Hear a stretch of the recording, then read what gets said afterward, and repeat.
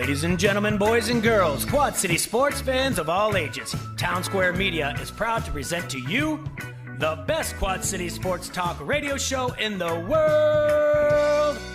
With the face who runs the place, T-Roy, the OG on the marquee, J-Bird, and the cat who runs the chat with the stats, Statman Surge. We are Don't Hassle Us, We're Local. We're not a Quad City sports talk radio show. We're not the Quad City sports talk radio show. We are your Quad City sports talk radio show. Welcome to the conversation, Quad Cities. But first, the Dawn.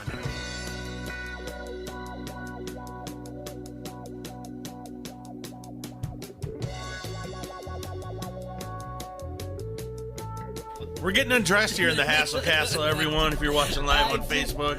I didn't... Jay had a Superman moment. I said, screw it, I gotta get one too. We were both still wearing polos. It is a little hot in here, right? Pullovers, and at the time, I looked up and I was like, well, it's the Harrington's Pub Facebook comment thread is going to be filled with, it's Pullover Thursday. So I took it off, and then you took yours off, and we're trying to start the show. Yeah, there you go. Anyway, welcome to ESPN 1170 show. Don't hassle us, we're local. Brought to our friends from Done Right Satellite and Dish. Mm-hmm. They are the sponsor of the Hassle Castle. Serge is out of the castle today, which is fine. Yeah, he's floating around. I think he's in the moat. He's out in the moat. Yeah. So it's just us two in here today, but we've got a lot going on, and we got a phone call and guest about 12:45. We got Adam Rosso from Hawkeye Headquarters coming in the second hour. I've got a lot of things for us to talk about. I already feel like this is going to be a fun show. I'm looking forward to it. There's a lot. I can't wait to hear Rosso sing. Yeah, we're going to play that as well. I waited just till we got here. I even put a little ditty together, and good for him. And I didn't want to spoil it. I wanted my reaction to it on the show. Yeah, so there's going to be a lot going on with that too, to be said in this about the 1:30 mark. I like it. We're going to have a lot of fun. Yesterday in sports was one of those weird days with the rain out in the American League Championship Series. The only thing you had was Troy versus Georgia Southern. Did I win? Yeah, you know what? I turned it off, to be honest. Dang it! I wondered if I won. I know. I wish I could. Now that you mention it, I think you were favored. Well, no, I think Georgia should have been. I said it yesterday. I honestly, it was one of those things that, it was an early. I can really make a miss in the open field, Jay. Yep. You give me a lot of running room. I'm hard to bring down. At our house, I recorded a podcast for our fantasy football, and you can go to our Podbean, and you can listen to a fantasy football with the guys that we've had on here before. But I recorded the podcast, went home with the kids went home to the kids after that, and the wife, and watched a little bit of The Masked Singer. Do you like that show? It's my son loves it, to be honest with you. I haven't got into it yet.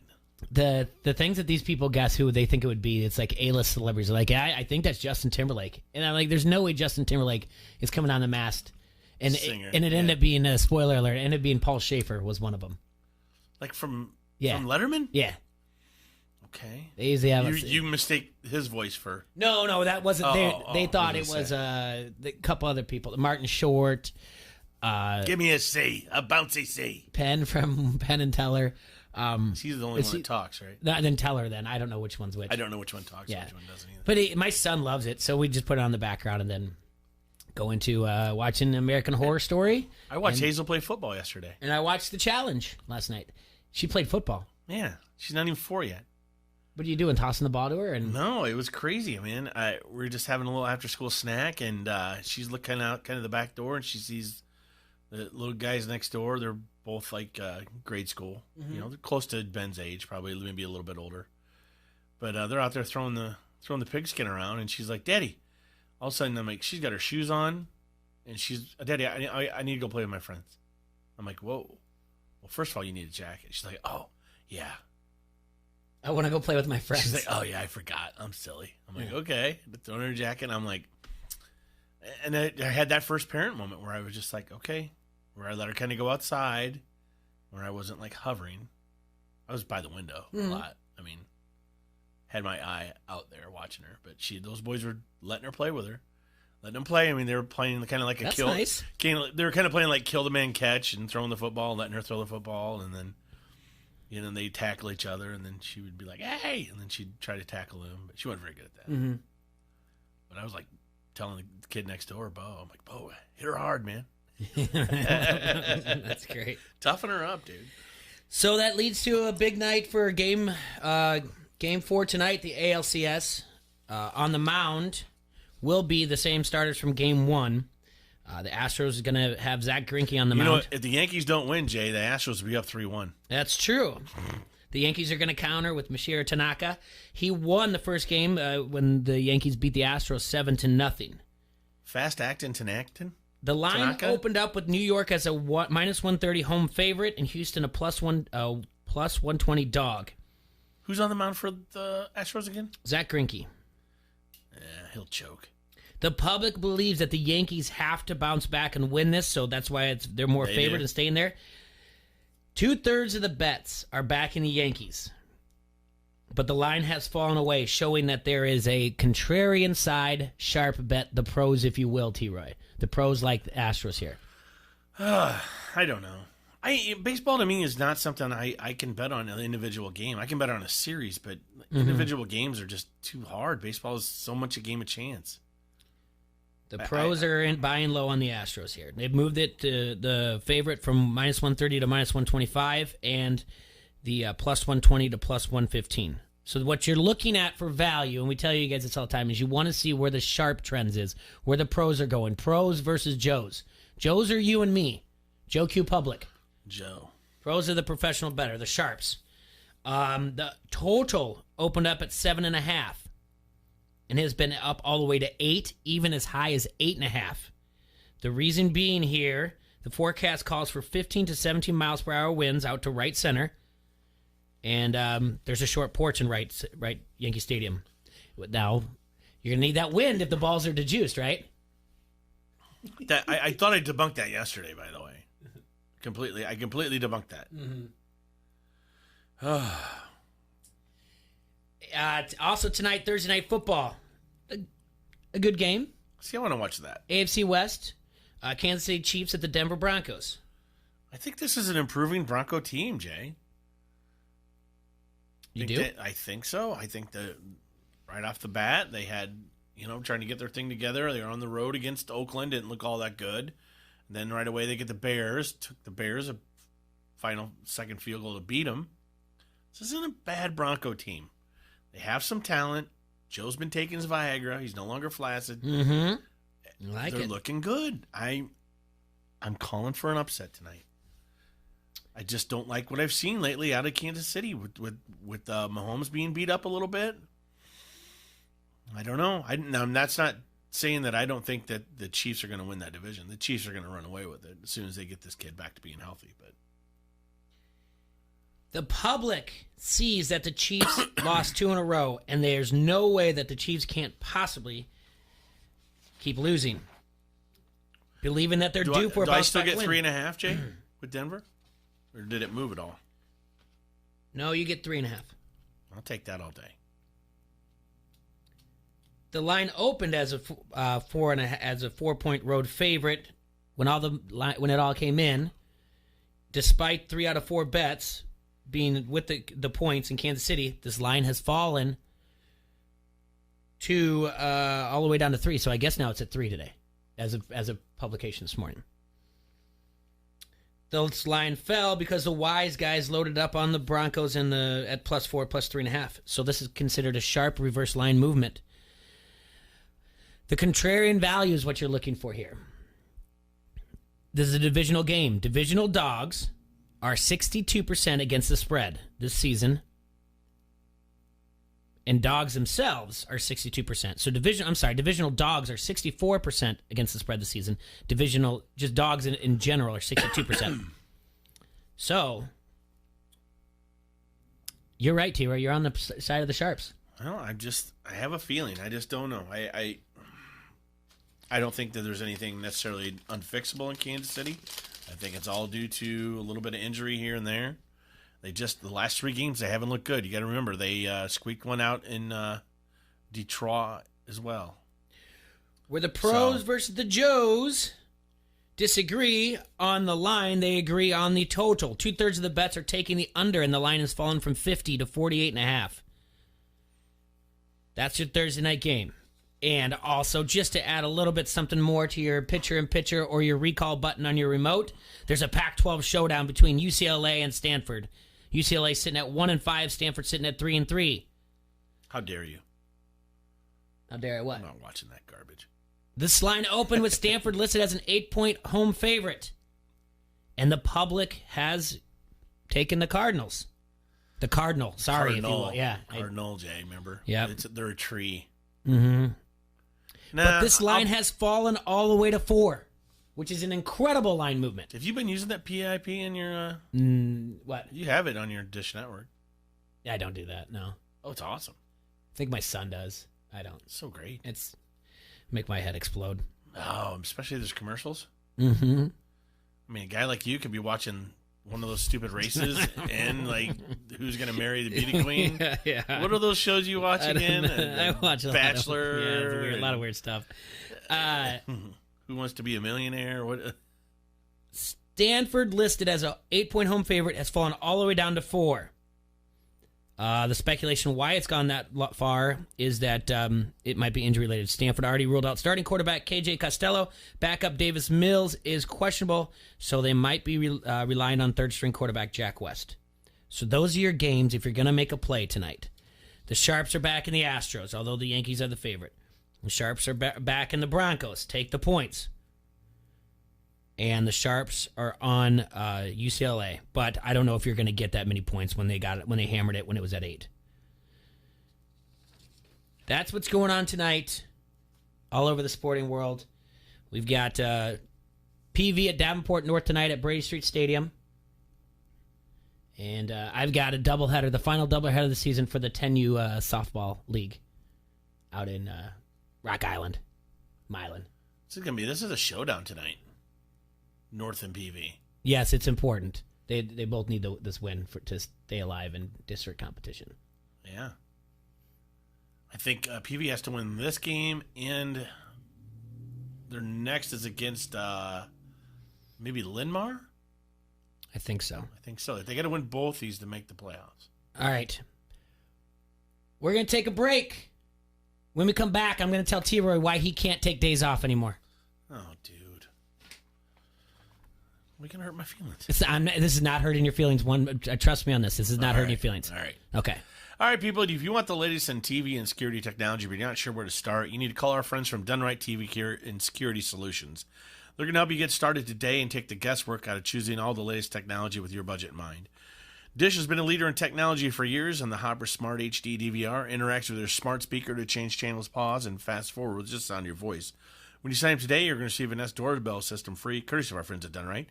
Call 866-84-RIGHT today and let them provide that professional installation with personal service trusted by all kinds of businesses and homeowners in the Quad Cities. Restrictions apply and requires an internet-connected Hopper. That's Dunright TV and Security, 866-84-RIGHT. This is Brian Rothenberger, radio guy for the Quad City Storm. You're listening to Don't Hassle Us, We're Local. ESPN 1170 AM. Online sports betting is here with EliteSportsbook.com. If you are an active Rhythm City Casino Resort Club member, go to EliteSportsbook.com now and follow the prompts to start betting. Not a Resort Club member? Visit Rhythm City to join today.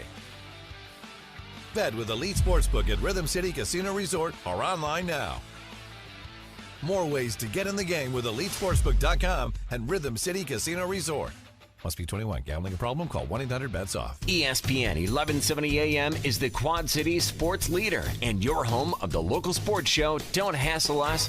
We're local. Listen for a chance to win everything from tickets to free food. Every time you win and pick up your prize at the ESPN 1170 AM Pepsi ticket window, we'll give you a free Pepsi for the road as well. It's like winning twice. Get more chances to win by downloading the ESPN 1170 AM app or by going to ESPN1170am.com. The experts at Helitech know that a sinking foundation is a serious problem. Uneven floors, separated baseboards, windows or doors that stick can all be signs of significant structural damage that needs to be addressed. Call the foundation repair experts at Helitech to get your free estimate today. If you don't address your foundation issues, they will lead to more serious issues. such as bowed walls, water damage, and even structural collapse. As your hometown foundation repair contractor for over 30 years, Helitech uses industry-leading solutions to repair your sinking foundation. Your home is the largest investment you will typically make. Who better to trust with your family's home than Helitech? They healed my home, they'll heal yours too. Helitech. Heal your home with Helitech.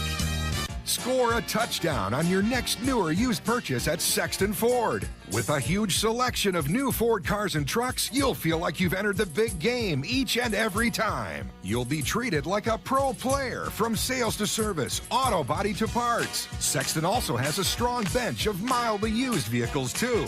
Why wait? The game's on at Sexton Ford in Moline. Oh yeah, Sexton Ford is the talk of the town.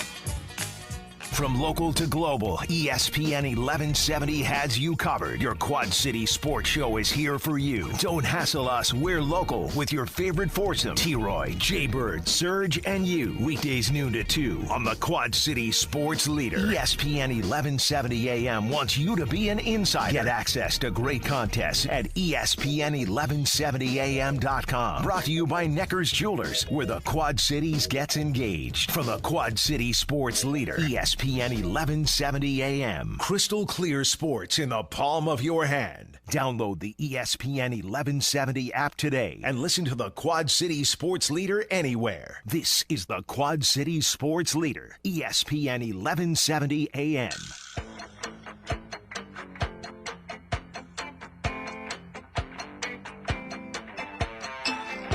All right, Quad Cities, we're back here in the Hassle Castle, brought to you by Dunright Satellite and Dish, and you're listening to Don't Hassle as a Local on AM 1170. And Jay Foster has big news for me. It's not big news. There's certain things. There are some people out there that every once in a while you have the anti-hassler that drives around the Quad Cities or listens to us that just wants us to go straight down the ESPN sidelines and read the headlines and I guess give our opinions or whatever else. And this is a drum I beat quite a bit. All right. Okay. And then you have times where we give our opinion, we have fun with it. Those are my favorite days because that's what this whole show's about. Right. Conversation going back and forth.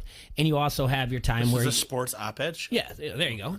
And we'll get to op-eds later. Yeah. But then you have times like when you have your personal beliefs and the way you feel about things, all right? So, like, even when you were gone on Tuesday, you called in just to discuss something that on Monday you said, I don't want to talk about the NBA anymore. And you still called in and you talked a little bit about it yesterday, all right? Yeah. So, despite what you believe or whatnot, whether people like it or not, when I hear something that's very similar on a national show, I'm very impressed. I'm impressed with what you bring to the table, just as much as like when there's something that we've done on the show and someone does something equally as goofy. I'm impressed. I'm like at least we're doing something right. You got to change things up. I mean, people don't really care that much. They're as goofy as we are. Top 5 Tuesdays. It's something we started before Will Kane did his top 5 at 5. Right. Talking about, we've been compared to like, hey, you guys need to talk to more sports. You sound more like Lebitard. I'll take that comparison every time, every day. Yeah, that's a compliment. Yeah, so...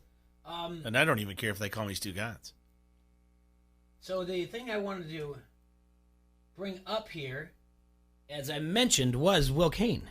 I want you to listen to this. All right. See if this sounds familiar at all to you. No, not that.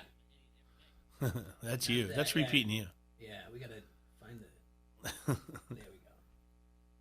We're not techie enough yet, though. That's our problem. I don't care about it. I don't care either. One day, Jay. Yeah. We'll have someone on the other side of that glass. I don't know when. Okay. I got this. You do? I think so. Okay. Yeah. I promise this audience, one of the few things that distinguishes us from all the other programming out there is that while I have a strong point of view, it will always all right. You're playing two at the same time, Jay. I understand that, T-Roy. I'm killing myself over here, all right? It's okay. Don't kill yourself. Whatever you do. I'm making a good point, and it's not working for me. I don't value agreement. So anyway, here we go. I'm going to start this over. All right, crank it on your computer. I don't need likes on Twitter. I don't need slaps I on just the love back. me. I have moved to a geographic location, sent my kids to schools in neighborhoods, and made active choices throughout my life to be around people who are different than me.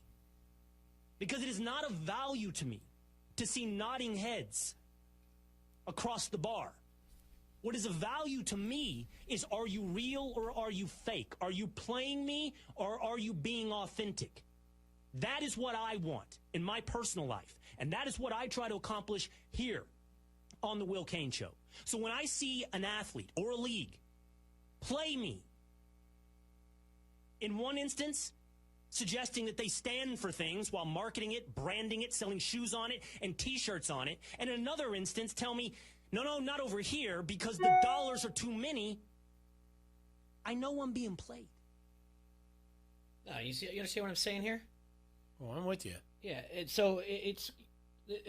sort of what you were going with when you're just like, people don't realize what's going on in other countries or anything like that, and they're taking a stand for things because they're just being, selfish in their own ways. And he's making the same point. NBA's trying to say one thing, and then... Well, they're talking about out of both sides of the mouth. I brought it up with Nike the other day. That's what he's saying as well. And that's Will Cain, by the way. And a caller came in and said that he wasn't being genuine and all this stuff and didn't really believe that. And he just went off, and he's like, that's not true. But yeah, I get it. I mean, it's... Well... and we, kind of, Kicker and I were debating it a little bit, and Tom's like, well, what about all these other companies? I said, well, I'm not talking about other companies. Other companies aren't coming and telling me that I need to be righteous about other things. Other companies aren't being hypocritical in the fact that they're telling me that I need to care about this, and the other. And other companies aren't telling their employees to shut up and not talk bad about China. They're not disrupting... At least if it has happened, I haven't seen it. Yeah, what I'm saying... You follow what I'm saying? This is in the public eye. No. And Easer A's pointed out something like, I think Trump wished the dictator of China a happy 70th birthday or something like that, or 70 years to that it's been the People's Republic of China. You know what? Politicians are going to be politicians. Whether that's supporting China or not, that's up for another debate. But what I'm getting at is that's different than this here. You know what I'm saying? Yeah. Well, my point to this whole thing is that you bring value to the table. When you're not in here, we miss that sometimes. Oh, I try. And we went to break. You're like, oh, I'm going to get yelled at. I said, absolutely not. But. Again, when it comes to opinion, everything else, a couple things that we're going to point out locally. Good, sad, the bad. There's some bad things happening in Davenport right now. Well, we can get to that too. But first, good, sad, and bad, all right? North Scott Lancers, female tailback, Tegan Goodney, scored a touchdown. She's the first in Lancer history, varsity football, against Clinton. It's not like it was at the end of the game. They were only up 7-0 when they put her in for the first time to go for it. She didn't make it in. And then next time she actually picked up a fumble of a high snap, got it in the end zone. So it's not one of the, I don't care how they score, but first thing you think is going to be like, oh, was it a blowout? It wasn't. It was 7-0 in the game. Coaches knew the entire season she was going to be game planned to go in at some point. They just didn't know when. She's a hard worker. She's played football her whole life. I think it's a fantastic story. That's a great story. Good job. Good for our boy Matt Koss for putting that in there. Matt tells it like it is. I like Matt.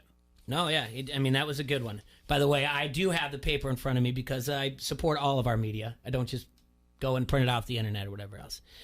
Something that we've missed a little bit here. All right. DeKovion Kennedy, a sophomore at Moline High School. Yes. He was listed in critical condition at Peoria Hospital, at first with an unidentified virus. When finally he made it up to Northwestern Hospital in Chicago because he just was getting sick. He had a fever after a football game. They couldn't figure out what was wrong with him. He started off in all the hospitals around here till finally they went down to Peoria till finally made up in Chicago. Doctors in Chicago determined he had a viral myocarditis, a rare condition that causes inflammation in the middle layer of the heart. He was placed on the waiting list for a heart last week, and he quickly moved to number 1 on the national list. He got his heart transplant. Holy cow. Yeah, I saw this. I didn't know the details behind it. Yes. He was very sick for several days. Like I said, he went to Trinity Point, made it down to Peoria, then up in Chicago. He is breathing on his own. He even pulled out his own feeding tube. Said he's hoarse and everything else. But the most important thing is we want to send thoughts and prayers out there. For fantasy's sake, Quad Cities Group, and you know these guys. They're the guys that have come on the show and talked about fantasy football. They do their show every Sunday at Kavanaugh's. All right. They're selling shirts in an effort to raise money to help the Kennedy family. Cost is $15, and you can order at KOVIKennedy.ITEMORDER.com. So Covey Kennedy at item. CoveyKennedy.itemorder.com. Okay. Deadline for placing orders is midnight, Sunday, October 27th. Shirts will be available for pickup Friday, November 1st at QC Custom Tees, 908 First Avenue in Silvis. We want to say that because it's good and sad, but it's sad that it happened. I'm glad that he's going to be healthy, and we wanted to put that in there. The bad, T-Roy. Yeah, what? The bad. This is on the front page of the Times, correct? This is something that we've been following, but guess what we didn't do? One, because we're not journalists, we're just sports media guys. We're op-ed guys. Yeah. But we didn't throw an opinion on it. We knew that something was going on. Yes, we knew that Moline had a player who might have played while he was ineligible. We knew that he also did not play against Rock Island Allman. They held him out after knowing that he was ineligible. We didn't talk very much about it. We didn't talk at all on the air about it. Didn't write any blogs about it. Didn't point any fingers. Asked a few questions around to some of the people we know in the media. Sometimes they wanted to share some stories with us, what they thought. Sometimes they didn't. People would share things for me. They would text me. Did I go on and say anything? No. Did I make anything up? Did I start pointing fingers? Did I say someone's to blame? Like Barb? Did I do any of this? Did I do any of this? Hey, I think Barb lost her lawsuit, by the way. No, I don't believe that's true. I think they didn't have, the judge overturned it and said they didn't have enough evidence to name anybody at all. But that's a different story. Are you kidding me? I thought they lost it. What I'm saying is, T-Roy, did we point fingers? Did we come out? Did we use any form of media whatsoever to slander anybody or to say someone did something illegal? No. We didn't even bring it up. What happened was the executive director of the Illinois High School Athletic Association decided to say that a player was ineligible for Moline High School football because of transfer papers weren't filed in the right amount of time. They have to be done by the first of the year. They didn't get theirs until after week 3. So the executive director says, whoa, this kid still played. You didn't have the papers into me. I think he's ineligible. You're going to have to forfeit games. Week 4, Moline says, fine, he'll sit out, but we're going to appeal. And then week 5, athlete plays. All right, so yesterday, I knew when the date was. I didn't say, hey, everybody, keep an eye on this date. As Bobby left, I said, do you know anything, Bobby? He said, no. I said, what time do you think that's going to come out? He said, maybe about 3 o'clock. I said, okay. I had heard through text, it's probably going to be one game. Did I go anywhere and say, hey, there's going to be a game suspension? No. Meaning they're going to have to forfeit one game, and this is what I was told through text. They're going to have to forfeit a game, and they'll probably have to sit out a game. But nobody went anywhere. No one pointed any fingers. No one slandered anyone, did they?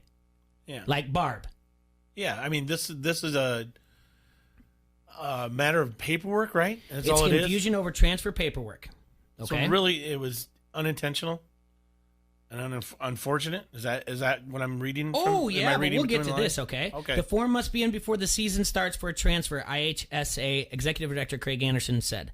When it came in after week 3, we made the player ineligible, and Moline then appealed. That took us to Wednesday, and the board sustained the decision. Then they said, all right, the game against Alton, that the Moline won, he didn't play enough of a factor into that. They won by 22 points. He didn't score a touchdown. We're not going to make him forfeit that game. But the game against Rock Island was close. They won 35-28. He scored 2 touchdowns, rushed for over 200 yards. They said you're going to have to forfeit that Rock Island game. Then they said you're going to have to sit out this week against Geneseo.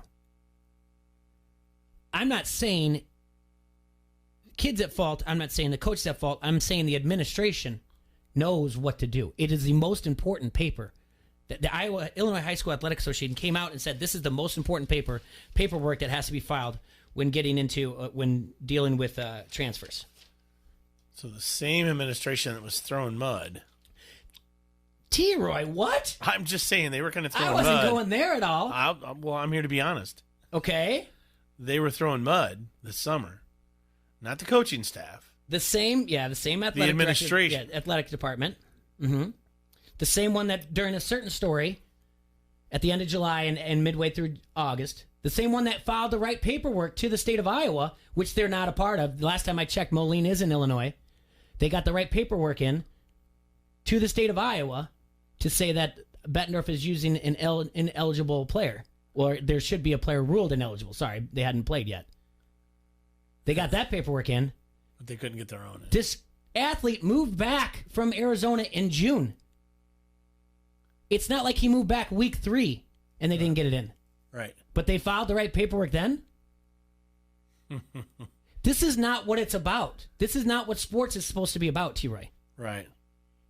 It's supposed to create memories, create student athletes, young men, young women that are going to go on and apply these things in life. Winning, losing. Discipline. Working hard, discipline. Hard work leads to you getting the job, you getting the starting position, whatever it is. It teaches you about life. These poor seniors at Moline have been robbed of their memories because of 2 things that are now a black mark. Because of paperwork. One, filing a paperwork in a state that you don't belong in. And another one, not filing the right paperwork for a transfer that you knew came in June. Well, it's unfortunate. Now the other kids, now the entire team has had to suffer. The coaching staff, the kids who got the victory. Mm-hmm. I mean, it's not like we're talking about PEDs here. No. I mean, this could hold Moline out of the playoffs too, correct? They have to win. They're in a must-win situation right now. And by the way, they're not going to win Western Big Six Conference. They've won it every year Morrissey's been there, the head coach of Moline. But they have to win Friday against Geneseo, and they have to play and next Friday at Quincy to become playoff eligible. Eligible. Now, if this win isn't erased, are they sitting good? Yeah. I mean, they'd still they'd probably be playoff eligible. I mean, and we're also looking at the fact that he's sitting down a game. So, are they? Are they guaranteed to beat Geneseo this week? No, but I mean, I haven't really been. Yeah. I guess we haven't talked a lot about Western Big Six football. Morrissey went on to say this about the decision, and this is in the Quad City Times. They told us beforehand that we would only forfeit 1 game, but I'm still not sure why you would take 1 game away and not the other. Good question. I am too. I wondered that too.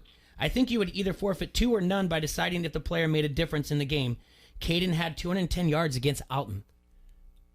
The game that they ruled that he didn't have a factor involved in because he didn't score, and they beat him by 22, he did rush for 210 yards, thus setting them up for potential scores. And the state said, we're not that one. I thought the state gave him a pass. I wouldn't give this quote. I wouldn't look a gift horse in the mouth. I don't know. I feel the state should come down on the administration, not on the team. Administration's turning off their phones, T-Roy. I get it. I'm dead serious. It says right here, and his cell phone was off. It was not in his office late Wednesday. So they tried to reach the administration for comment. That's what you're saying. No comments. No comments. Which is what the administration, both sides, did with the problem that we had in August. This is what I feel bad for the team. I feel bad for the coaches on that team. This isn't on them, right, Jay? What? It's not up to the coaches or the kids playing on the team to get this paperwork filed, correct? It's not even up to the player who's getting. It's the administration to get it in. It's the administration. So why are we punishing the people that didn't have anything to do with it? Why shouldn't Moline be fined? Shouldn't these administrators be fined? Like, let's take some of their salary. That's what they're doing. Well, come on, man. Yeah, they're not doing that. Aren't they paid by the state? Yeah. Well, good. Let's just take a little bit of your money. The director. You live in Illinois. You're used to it, right? The state takes your money all the time if you live in that crap hole. This is the number one by Anderson, for the executive director of the IHSA. He says the most important form because it deals with transfer athletes. This is the one. This is the beginning of filing it to make sure that you have an eligible player. I mean, we're up in arms over. They get mad at because people in Moline are getting rid of city administrators. Well, what about these people? Aren't we up in arms? Shouldn't these people have to resign? No. Why not? Because you don't understand teachers' unions. It sounds to me like you got the crappiest person running the place. They're part of the union. They're in charge. I thought everybody in charge was non-union. Just the teachers were union. My main takeaway is this: the waters have gotten very muddy over all this. Iowa High School Athletic Association, Illinois High School Athletic Association. These kids have been told, you do things the right way. They've been coached. Do the things we tell you to do, and we will get you set up. If you do what we tell you, you'll be set up for success, meaning a Western Big Six or a MAC conference title, a district or whatever else, a conference championship, district championship. We'll get you to the playoffs. You will have a chance to play for a state championship. We'll get you there. You may not go all the way to the finals, but hey, once you've made the playoffs, you've got a chance. And these kids have bought into it, which is what they should do, because they're listening to their elders, they're listening to their coaches, they're listening to people they respect, and they're not doing their job. They're putting the victories ahead of what is right. This is the exact same thing, T-Roy. Yeah. Is when a parent comes to a 17-year-old, 16-year-old and says, hey, you remember that one time you told me you didn't like how coach did such and such? And the 16 or 17-year-old goes, yeah? They go, well, a couple of parents don't like him either. Here's a petition. Sign it for me. It's a vote of no confidence. We're going to go present it to him. Maybe he'll step down, and we'll force him out of being the head coach, and we'll bring in someone else. And you know what? Every time that happens, what that 16 or 17-year-old says, by the time they're 27 or 28, I didn't really know what I was signing, and I probably would have never signed it if I thought it all the way through. Yeah. But they had a 16 or 17-year-old sign their name and say about their coach that they have no faith in him. Because an adult, again, is failing them in some way. Well, I would say that if you're going to have anybody sign any papers, they should sign something to have these administrators resign. Huh? Resign from their post, at least. Or whatever they're doing. It's when the paperwork should have been filed. They were filing paperwork. I don't care how the in teachers Boone, union works. Iowa, when it should have been they're doing the right thing to this student athlete who moved back in June. They were busy in Boone, Iowa, and then on top of it, you know what else they were doing?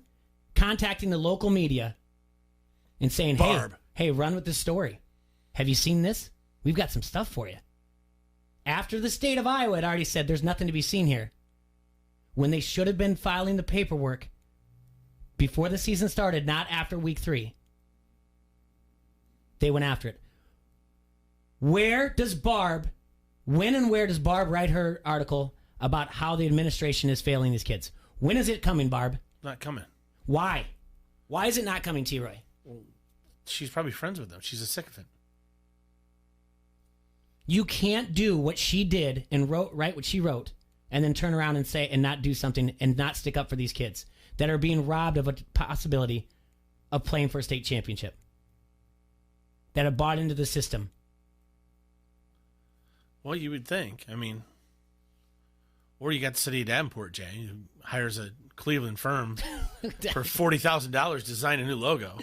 I do believe we got all kinds of designing firms in this damn town. I'm just saying, if you're going to spend $40,000 of our tax money somewhere, maybe it should be in our own city. I'm pretty sure there'll be op-eds about that as well. Oh, yeah, I know there will be, but I'm just. Have you seen our friend Dave Lavora's tweet? Yes, I did. It was so beautiful. He's such a good artist. Yeah. Go to at Dave Lavora Twitter. This is the thing that really bothers me because, again, knowing this, what we knew, talking with who we talked about, we never went on air. We never said anything. We never said, "Oh, something's coming. Ooh, pay attention." Even when. Well, we're not trying to sell papers, Jay. Even when it's not about that. It's not about papers. It's not about running a news story.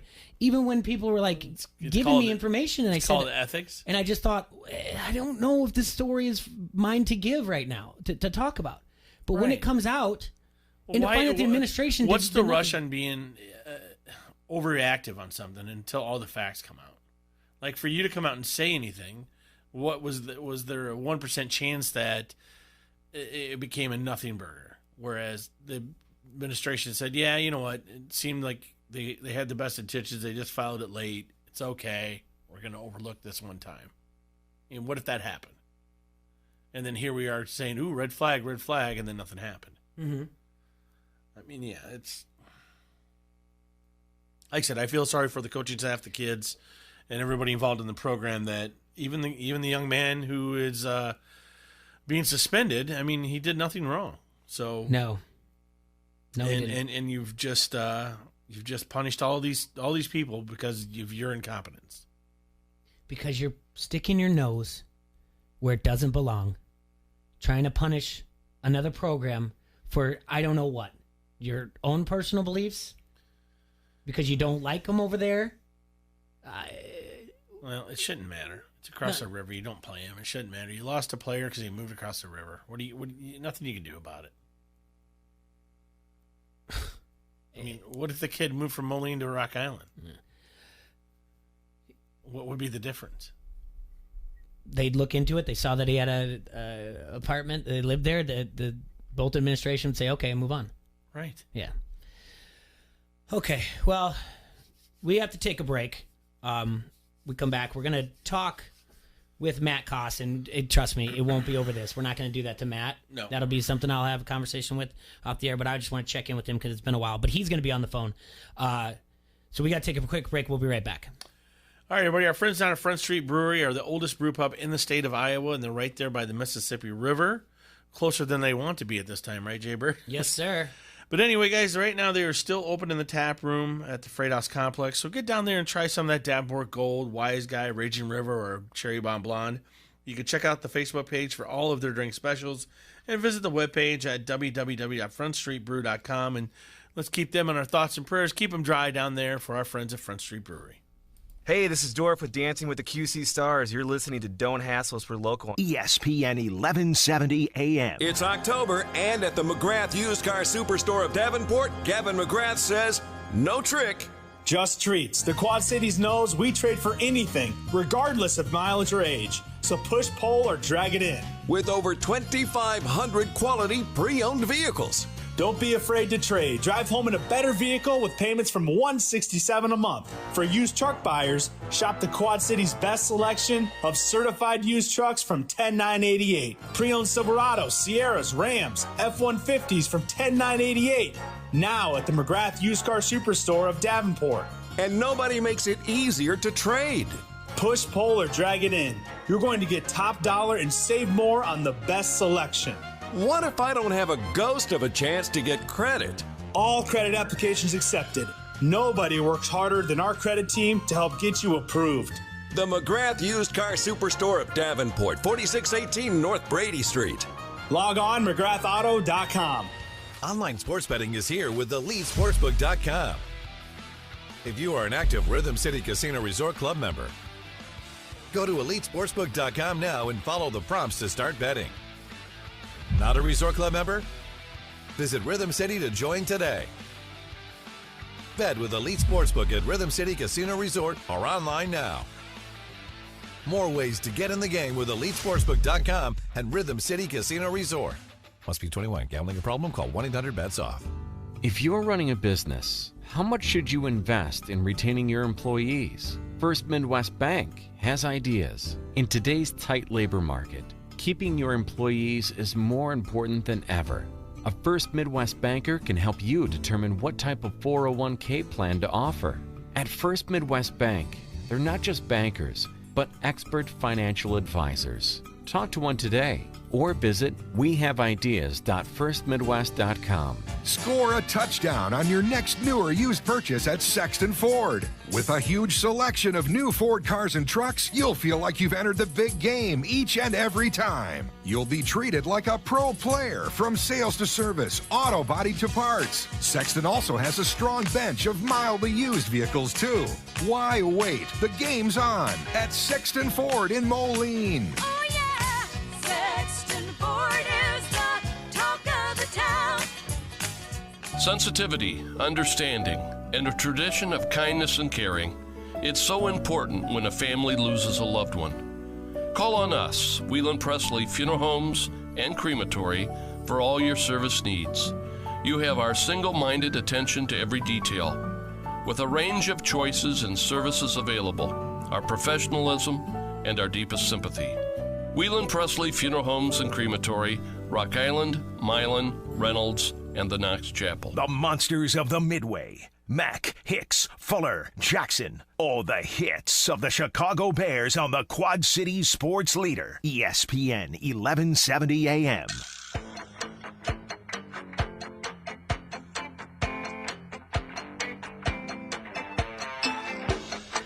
All right, everybody, we're back here in the Hassle Castle, brought to you by Dunright Satellite and Dish. And this is Don't Hassle Us Local on AM 1170. We're K-bobbing it today. Yeah, we're about 90 seconds away from talking to Matt Koss. He's down in Muscatine covering cross country. And I honestly, off the top of my head, I don't know if it's the conference or if it's the district. So he'll let us know what he's doing there. And we're just going to check in with him. Haven't talked to him in a while. Just get some updates of how it's busiest man at the Quad City Times, I know. I'd say. Well, don't take anything. Bobby's no slouch. I'm just saying. I would think Bobby'd have to admit that, Matt. Pretty busy. So it'll be fun to talk to him because I don't think we've seen him for like 3 or 4 weeks. So we'll just catch up with him real quick. The last time it was probably week 3 of the season, I believe. Oh, wow. Yeah, well. Yeah, so it's been a while.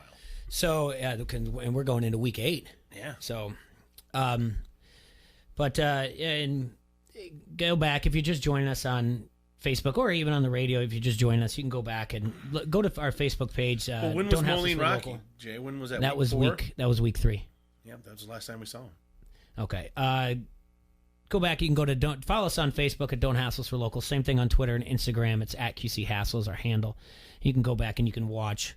We talked about just kind of covering some things of local high school sports. And one of the things we do want to talk about is just remind everyone, if you can, to buy a T-shirt for the Moline player, Kobe Kennedy. And shout out to those guys at For Fantasy's Sake for putting that together. Speedy recovery from him as well. So, we got a call. Yeah, there we go. All right. Mr. Koss, welcome to the show. You're live. Hey guys, good to be with you this afternoon. What is going on down in Muscatine? Is it conference or districts? Today is conference cross country. So the MAC meet, 9 schools going at it today. So boys and girls, they're running it on the Muni golf course down here. So. The prelude to the district meet, which will happen next week. Okay, so that's pretty nice. Though it's in your neck of the woods, you don't have to travel up here to the Quad Cities. Yeah. They rotate the meet each year, and this is the first time Muscatine's had it. I think maybe 5-6 years ago was the last time they had it. So, not a real hilly golf course, but yeah, nice that it's only about a 5-minute commute from where I live. So. Should be a fun afternoon. So hey, wait a minute. Before we get too far into this, how's the house thing going? Are things better?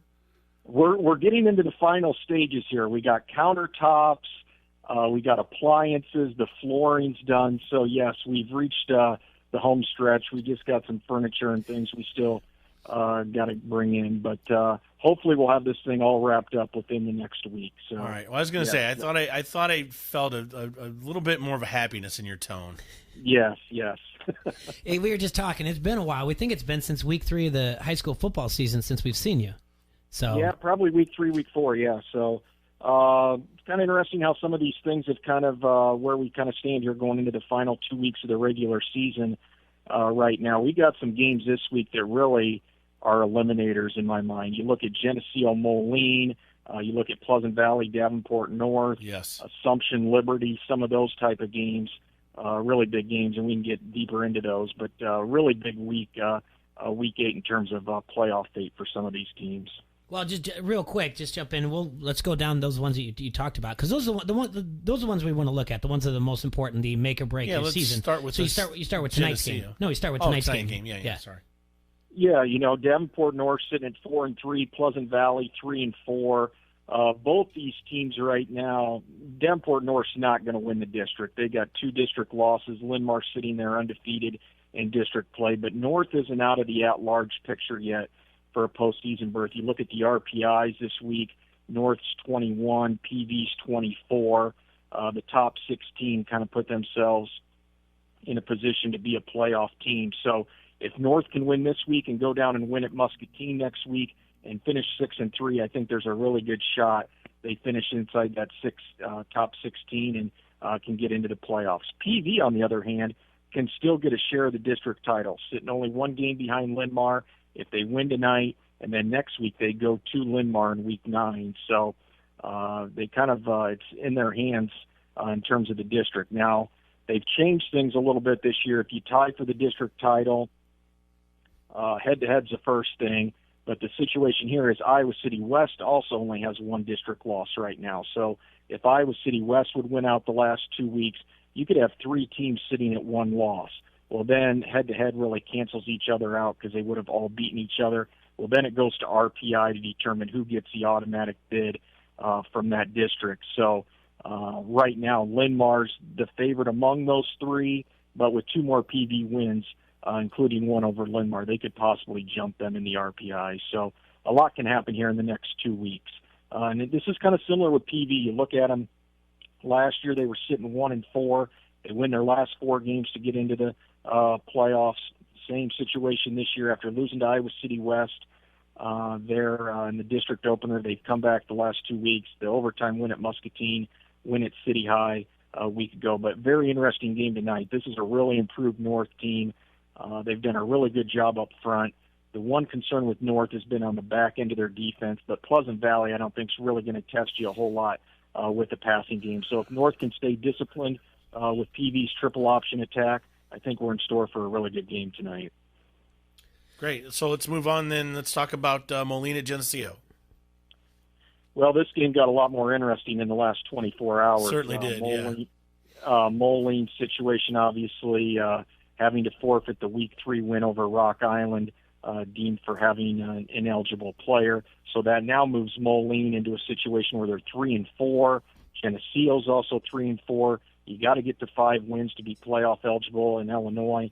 So both these teams need to win out. So the loser of this game will be out of contention after Friday night. So Moline finishes Week 9 at Quincy. So definitely not an easy way to conclude the regular season.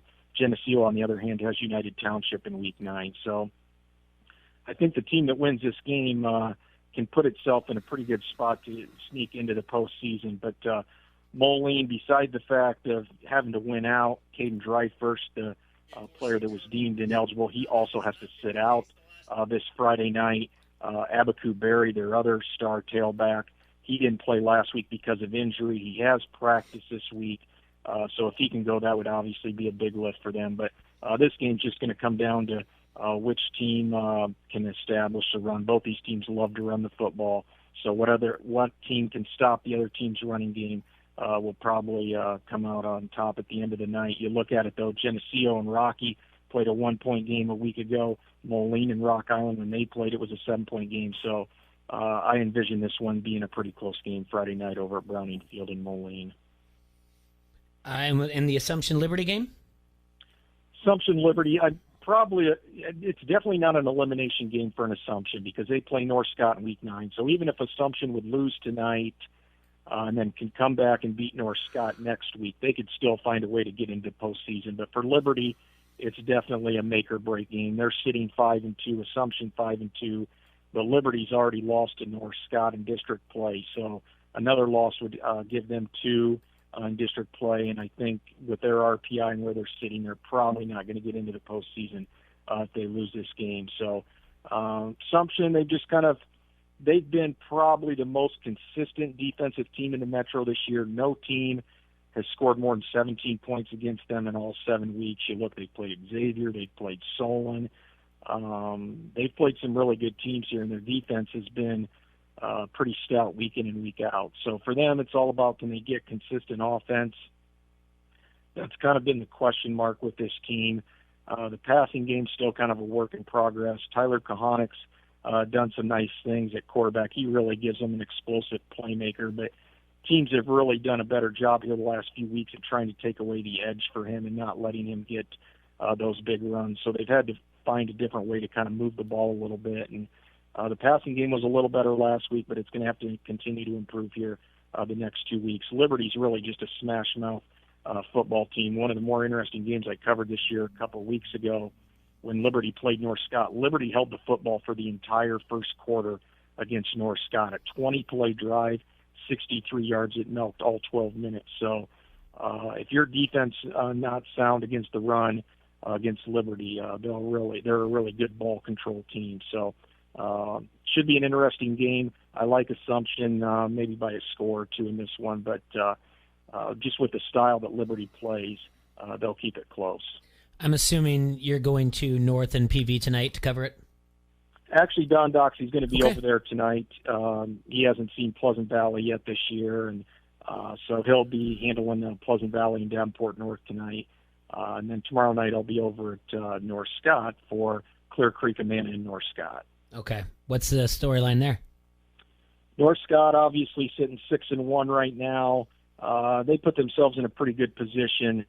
They still got Assumption in Week 9, but if they win tomorrow night, they're sitting in a pretty good spot to host a first-round playoff game. Clear Creek, Amana, another team kind of similar to Liberty, where they really need to win out to have any chance to get into the postseason. So North Scott's just kind of they had the little stumble there in Week 4 to a really good Western Dubuque team, but since then they've really turned it on. 3 pretty convincing wins since that point. So they're probably, them and Bettendorf are probably the 2 teams in the Metro right now that you can point to if they take care of business here the next 2 weeks. You know for sure that they're going to be in the postseason. Any other interesting games out there this weekend to note? Yeah, you look at it on the Illinois side, Quincy and Rock Island. Now with Rock Island's win over Moline, that bumps Rocky up to 5-2. They're playoff eligible. They definitely secure a playoff spot if they can beat Quincy at home tomorrow night. So that would be big for them. Galesburg, Holloman. I tell you, Holloman's been one of the more intriguing teams. They started the season 0-3. I saw them in Week 1 against Assumption. Just absolutely got the doors blown off, 42-0. And they've come back the last 4 weeks and won 4 straight. They beat Moline. They go down to Quincy last week and get a really nice win. So this is a team playing with a lot of confidence right now. But they still need one more win to get playoff eligible. That should happen Friday night against a 2-5 Galesburg team. And then they got Rock Island in Week 9. So they got a really good tailback, Nate Sheets. He's closing in on 900 rushing yards for the year. Really good playmaker for them. So nice turnaround for Holloman's season after a really sluggish start. Quickly on the Iowa side, Bettendorf will host Davenport West. Bettendorf should be able to get back on track this week. That was kind of interesting last week. Bettendorf really dominated, dictated the football game in the first half, and then the second half just could not get off the field defensively. That was one of the few times in the 8 or 9 years I've covered Bettendorf football where you really saw them kind of get manhandled up front in that second half. Kennedy's got a really good offensive line and just kind of took it to him in the second half. So we'll see how Bettendorf kind of responds here the next 2 weeks. They're probably looking at a situation where they win 2. They'll have to go on the road in the postseason. I could see a possible first-round matchup with somebody like Linmar if Linmar ends up winning that district on the road. So definitely not impossible for Bettendorf to make another dome run. Just going to be a little tougher. They'll probably have to do it all away from home this year. Yeah. It'll be interesting, especially like what you said with the RPI and everything else and the tiebreakers and whatnot. It's something that it makes it fun to look at this time of the year. Now, the cross country. First things first. Hey, by the way, nice article about Tegan Goodney and the touchdown. It was great. We talked about it a little bit on the air today. That was a great article. What's the storyline for the cross country? Who's the favorites? Well, Pleasant Valley's going for their 9th straight MAC title. That's on pretty the boys' good. side. Yeah, and I don't think there's probably anybody that's going to touch them this year. They're just they continue to be a step above everyone else in this conference. On a state level, they're maybe not in that top 2 or 3 like they have been in previous years. They're ranked 6th right now. They've had a couple guys in and out of their lineup this year, so they haven't quite had all 7 guys when they've needed them. So if they can peak here at the end of the year, who knows? But, yeah, today they're the overwhelming favorite on the boys' side. The girls' side, I'd probably give Bettendorf the slight edge as a team favorite. They've been pretty solid this year. They're looking for their first MAC title in 4 years. But they don't really have a standout, but they have a really good collective unit. They run really well as a pack. They've got 4 or 5 girls that are all pretty comparable. So I look for them. Pleasant Valley, Assumption and North Scott. That'll probably be your top 4 on the girls' side. So it should be a fun afternoon. Nice. And congratulations to Pleasant Valley and Coach Amber Hall for winning the MAC volleyball title. Yeah, that was a good atmosphere the other night over at Pleasant Valley Assumption and PV. And the thing beside good volleyball, you looked at the talent that was on the floor. PV's got a sophomore setter.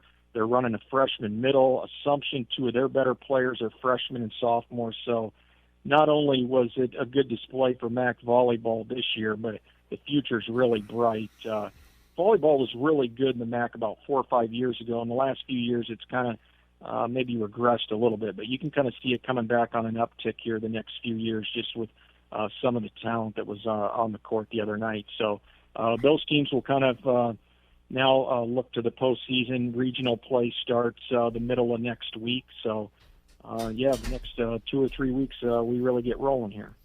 All right, Matt. Hey, we want to thank you so much for your time, and thanks for calling in. And we can't wait to see you. We got to get you back in studio sometime soon. I know you're busy. And you're a traveling man. And good luck with the rest of that house. Yeah, I can't wait. Okay. I love the updates. I want to see pictures. I love the updates. Hey, are you going to have Rosso sing today? Yes, he just walked in the studio. We're going to be playing it here soon. Yeah. Okay, I'm going to have to tune into this. Right. I was impressed. All right, I haven't heard it yet. He's going live. Are you doing live, Rosso? I got to think if I remember the lyrics off the top of my head. But I don't know about these guys. When's the housewarming party down there? Oh, the media horde wants to come down. We might have to do that. Well, here we go. Party in a Muscatine. No. I'll bring all the beer. All right. Enjoy your day. We'll talk to you soon. Thanks, Matt. All right. Thanks, guys. Yep. It's Matt Koss from the Quad City Times. Matt's like, I don't want all these idiots. He's like, absolutely not. He's like, honey, did we change the locks? Make sure we can't let these guys in. Can we unlist our address? Rosso just joined us in studio. We got a lot to talk about. We've got... his singing ability. We got the loss. Yeah. We got the loss to Penn State. We've got the homecoming game to talk about a little bit.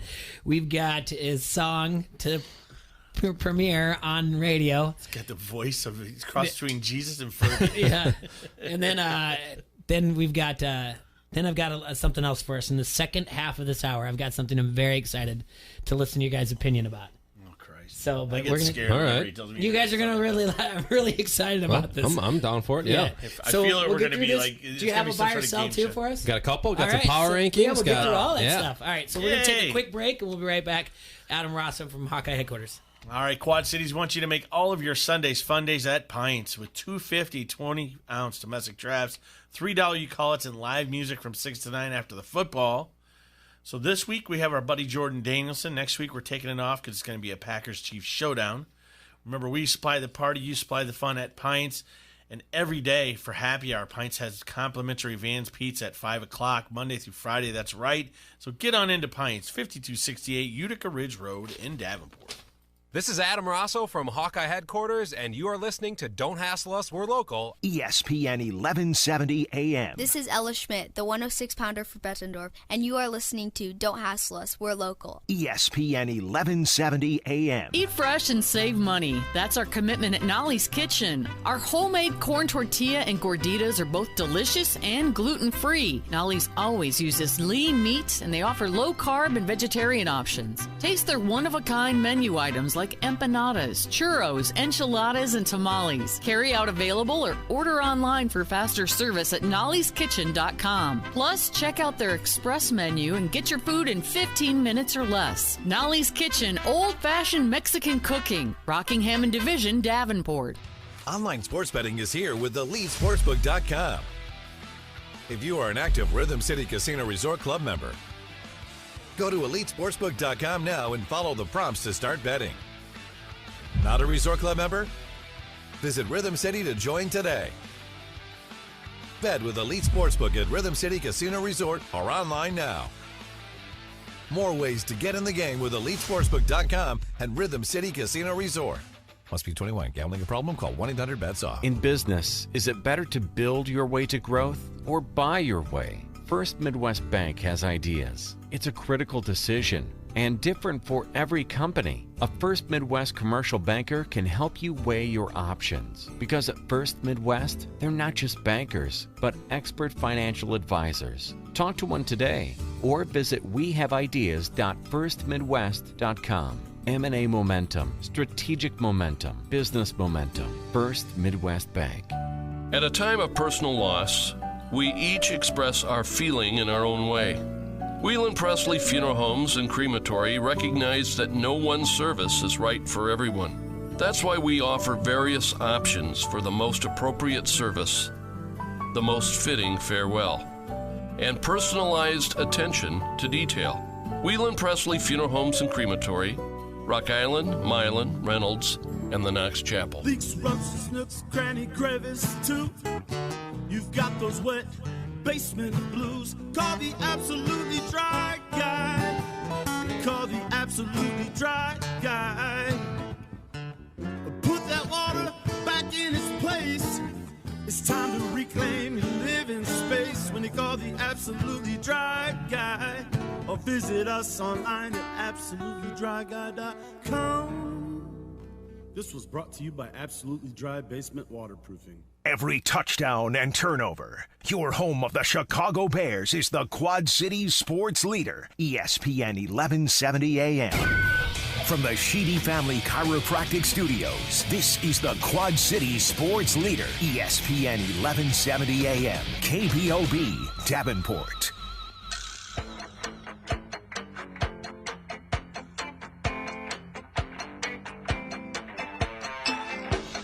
All right, everybody, we're back here in the Hassel Castle with our man Adam Rossell from Hawkeye Headquarters. He's going to sing for us. He might even dance. I don't know. Are you singing? Well, we can play it at least, right? Oh, yeah, I'm going to play it. I mean, how long will it take you to get that ready? Should you start in it now? Yeah, don't worry. I think I got it. You think you got nice. it? Yeah. Well, I mean, I do. A couple people were teasing me at work. I mean, I sang in a quartet in the choir in high school. Okay. All right. I took some voice lessons for credit at undergrad, and then sang in like a recital. So I got a little background. Yeah. Usually the only places I sing are church, the car, and the shower. But like I'll dabble a little bit. I sang a little Wind Twins a couple weeks ago. You guys gotta. You know, when the football season's over, I'm gonna tell you right now. No karaoke? I'm gonna get a few beers and I guess I do care. Yes, I have some We're going to go-tos. Harrington's. We're going to Harrington's on a Saturday night, brother. I have some go-tos. It used to be "It's My Life" Bon Jovi. I don't know now. I really haven't. I don't even know if I've sang it since I've been down here. But dude, I want to hear you do that. "It's now. My Life." You go a little wow, wow. You know, with the little thing that Richie or whoever's doing. So wow. Richie Sambora. Oh yeah. All right. Well, we're gonna load this up. So give the background if you haven't seen this yet. You know, every Tuesday I got to think of multiple stories, and obviously a big storyline for the last couple weeks. Iowa hasn't been turning the ball over. You know, they knocked a couple fumbles loose at Michigan. Yeah. They couldn't pounce on them. They got one pick against Michigan. They didn't get any turnovers last week. They actually didn't have any against Middle Tennessee. So I think it's one takeaway and 6 giveaways in the last 3 games. So I tried to think of a little different way to explain that, because obviously that's a big deal. I mean, that doesn't help the offense when it's struggling already. So you're on the wrong end of that. So that's kind of where this came from. So on Tuesday, I was sitting on the steps at the football building, and I said, you know what? Where have all the turnovers gone? Mm-hmm. And then it kind of morphed from there. Van Halen? Won't you tell no, you're me? gonna hear it. But this, I tell you what, this works out. We need to finalize that Hawkeye song we did a few weeks ago that we wrote. I got all kinds of songs I can write. If I then knew I had we got to bring talent. Rosso in. Well, and I had Ryan Jast, our digital guy at the station. We had a couple dialed up for the JDC, and we just didn't get around to recording them. It was kind of disappointing, so I didn't want to miss the opportunity this time. All right. Oh, Jesus. Oh, where have the takeaways gone? Oh, where can they be? Bottom line is it usually is just a matter of good preparation, good reaction on the field, and playing well, and sometimes being aggressive. One Geno Stone pick is the only play the Hawks have made the last 3. Getting picks, that comes with them throwing the ball deep, and they haven't really done it to us. Or just throwing like slants, and they really haven't done that either. And besides that, I mean, when they run the ball, you got to try to rip it out. Oh, where have the takeaways gone? Oh, where can they be?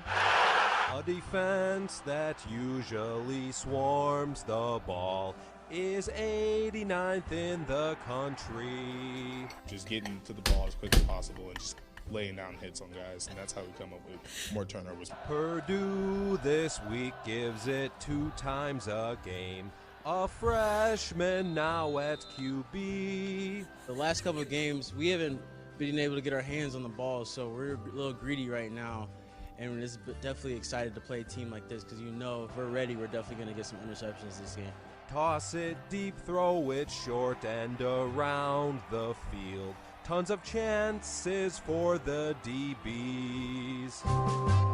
Where, oh, where have the takeaways gone? Oh, where can they be? That's fantastic. Holy cow, you are that is definitely the songbird of your change generation. At the end was the biggest challenge. I had to record that 4 or 5 times because the key change, yeah. We go up for the key change at the end. It was a little tough. I like how it's, yeah, you got to turn that up, buddy. Sorry. Okay. I like how you got everybody in there with their comments in between the music. That's it's some jabroni on Facebook or Twitter today was like, "Oh, you guys know what the problem is. You know what the coaches say, whatever." And I'm like, the point of the whole thing is like, what the guys are saying is what the deal is. Farron's saying the bottom line is it's playing aggressive, it's playing hard. Sometimes you get them, sometimes you don't. Geno Stone's saying they're not throwing slants, they're not throwing it deep on us, so we haven't had opportunities for the picks. Nixon saying we got to punch it out, we got to get in there, the second man in, knock the ball out. That's the point of the whole thing, right? I mean, that's like obviously you're you guys, making light of it. Yeah. You're not trying to like point fingers. Entertainment. Yes, you can't make everything. You can't make everything. Try as you might to be just a straight up news report on why they're not turning the ball over. Like it just you got to do something different. So and you guys are laughing. If you read the lyrics, if you could listen to them, every one of those lyrics makes it makes sense. Like I sat down and was like, all right, how do you weave that into what they're saying? And that's that's kind of how it works. It went with everything that was going on. Yeah, I loved it. So they got to turn the ball. They got to do that. Last week, segue into the talk about last week. I thought they played a lot better than they did at Michigan. Michigan was kind of just a train wreck on offense. Last week they played well, but I think if you look at the drive chart, they didn't start a drive outside their own 40. I mean, they were going with 60-plus yard fields every single time, and against a defense like that, the odds are you're not going to score that many points. Whereas at Michigan, they started the ball at midfield constantly, and they couldn't move the ball even into field goal range, or when they did, they had penalties. So last week, I do think it was a little bit more that their opponent was forcing them into things. The Penn State punter had a really nice game, pinning them back, and I think he had a 40-something yard average. So that, to me, was a little more indicative of the opponent dictating what Iowa could do offensively. But obviously 2 weeks ago, Michigan, it was not very good, all around offensively. So I think obviously they get a reprieve. Purdue defensively is not very good, but confidence-wise, the interesting thing for me with this is, they're saying they're moving forward, but then does some doubt creep in? Like, is there a little bit of doubt that creeps in? Whether it's Nate Stanley, does his clock in his head get quicker because he's not getting protected? Do the running backs not hit the hole as hard because they're not as confident they're going to have a clean handoff and a clean, place to make a cut? Stuff like that you hope doesn't creep in because you played 2 good opponents. That's what I'm kind of interested in seeing on Saturday. I was at the game. Obviously, the other crazy thing, just talking about it, and you make good points. No turnovers. Where they start with possession. Criticism is out there of Stanley, and then, gosh, even worse, this whole Twitter thing is crazy. That people are coming up saying that their parents are going on Twitter saying my kid's been having. Yeah, it was Goodson. I saw that, right? Goodson got a direct message or something. I guess there was a second one that just came out yesterday or whatever else. People sending messages. I mean, come on, folks. To the players? Yeah. Direct message. Yeah. I mean, look, the bottom line is, and anybody who's played, even if you played in high school, but if you played at advanced level, like, nobody that's there isn't hyper competitive. You don't get to that level without being super talented and hyper competitive. Like, all these guys obviously are trying their best. They obviously want to win. So I've never understood the almost personal attack, I guess. You can question Stanley's, poise in the pocket, or you can say, wow, he looked rattled, or, you can not, I feel like in college you can go after the coaches a lot more. They're the ones making the big bucks. Like, I don't have a problem with that if you think Brian Ferentz called a terrible game or they're not being aggressive enough. But you're going at a freshman running back, an 18-year-old kid who got the ball and then got smoked because the lineman didn't block a guy. Like, what do you get? Like, what's the point? What are you saying? You think Tyler Goodson wanted to fumble that football? Right. You think he was expecting to get hit a millisecond after the handoff? Like, it's stuff like that where, like, there's criticism to be thrown out there. I get it. It's big-time college football. But stuff like that, I don't know. People, and I don't know why we'd expect people to pick their spots. It's like this in every walk of life. Everybody likes to generalize rather than say, hey, like, you know what? That's what I'm saying. At Michigan, yeah, the offense sucked. No doubt about it. But last week, it wasn't really the same story. It was a lot different. And I don't think, it wasn't all that surprising last week given the way the game played out. Like I said, Jay, just the punting, the way they couldn't flip the field, the way, 2 turnovers, no takeaways, like stuff like that. When you look, you go back and reflect and look at it. That's kind of how the game should have played out, quite honestly, with the way the circumstances were. Yeah, and then going into this week, homecoming, we talked a little bit with Kakert yesterday. What are your thoughts going into this? I think it's going to be high scoring. I don't know that... We think 18's crazy, though, the line. Yeah, I agree. I will say this. Nate Stanley has lit up not good defenses pretty consistently, and we talked about that a couple weeks ago. As bad as he's been on the road against good defenses, he's been pretty good against bad defense. So I'd be shocked if Iowa doesn't get in the 30s. But I also don't know if they figured out this whole Purdue riddle and the way they just chuck the ball downfield. Ojemudia, I think, in the pack we're running today about why Purdue's been tough to match up against. He says they'll throw the ball deep 3 times a quarter. That's 12 times a game. And even Coach Ferentz saying, a lot of times teams afterwards, win or lose, they can say, you know what, we could have pushed the ball vertically. We could have thrown it downfield a little more. He's like, I don't think Purdue ever says that. He goes, I don't think they ever have that problem because that's who they are. And it's really tricky because a lot of times the rest of their offense is getting the ball out quickly. I mean, you saw it last year with David Blau at quarterback. A lot of that game in West Lafayette was dinking and dunking. Iowa was giving them the short stuff, rallying to the football. They didn't want to get beat deep, but then every once in a while, they just said, screw it. We got one-on-one on one side or the other. They were picking on Riley Moss, and they just threw it deep, and they hit on 2 big, I think 45-yard plus pass plays. One was 80. They're going to do that. You can't get lulled to sleep, and that's where I think Geno Stone said, maybe I didn't use it in the piece, but they're playing a lot more cover 3, which if you guys, I know it's radio, but imagine if it's cover 3 and you run 4 vertical routes, there's going to be a mismatch. Somebody's got to run deep with somebody. It's basically 4-man coverages, right? The strong safety's got to run with the 4th vertical, and I think that's kind of where they lull you to sleep. They bring somebody in to take away crossing routes or to kind of shadow a guy like Rondale Moore or this David Bell kid, and then they say, you know what, we got one-on-one coverage against a guy that we think can make a play. We're just going to throw it. And they've hit on it against Iowa 2 straight years, so that's a long way of saying I think it's going to be high scoring. I think Purdue probably gets in the 20s, and I think 17.5 or whatever the line is high, but if things get rolling and Iowa gets out to an early lead, then I think they could get to 40 quite easily. I don't think this Purdue defense is any good. If they can get the lead and they can just lean on the running game, then yeah, that's what the biggest thing is going to be the first couple of series, because if it's 3 and out or if it's a couple punts, Purdue maybe gets a field goal, maybe gets a touchdown. And there's going to be a lot of groaning, a lot of hemming and hawing in the stands, and I think the best thing Iowa could do, they a lot of times take the ball, go down the field and score a touchdown. That would be come out super aggressive. Exactly. Yeah. Get the ball downfield, be on schedule, crisp 5-6 play drive, score a touchdown, make it 7-0, and then have Purdue have to play from behind all day long. Now, I made the comment yesterday to Kaker. I'm like, listen, we have O-line with allegedly 2 NFL guys on here, and he's telling me Wirfs is actually grading out very well. As for the other guys, obviously Kellenberger coming in off his first start did pretty well. How's that line starting to? Is it going to improve? Are we going to get more cohesiveness with this line? Should. I mean, you should. Kellenberger expected to get the start again this week. Obviously, Linderbaum at center's been first-year starter. I think he's had some growing pains, but he's been adequate. He's been average. The other guard position, they're still rotating. You got both the Paulson brothers. Right. I think Cody Ince, Justin Britt, a couple freshmen have been in there. And Kyler Schott is still out for a couple weeks, who started, the first couple weeks, and then Cole Bannert's out for the season. So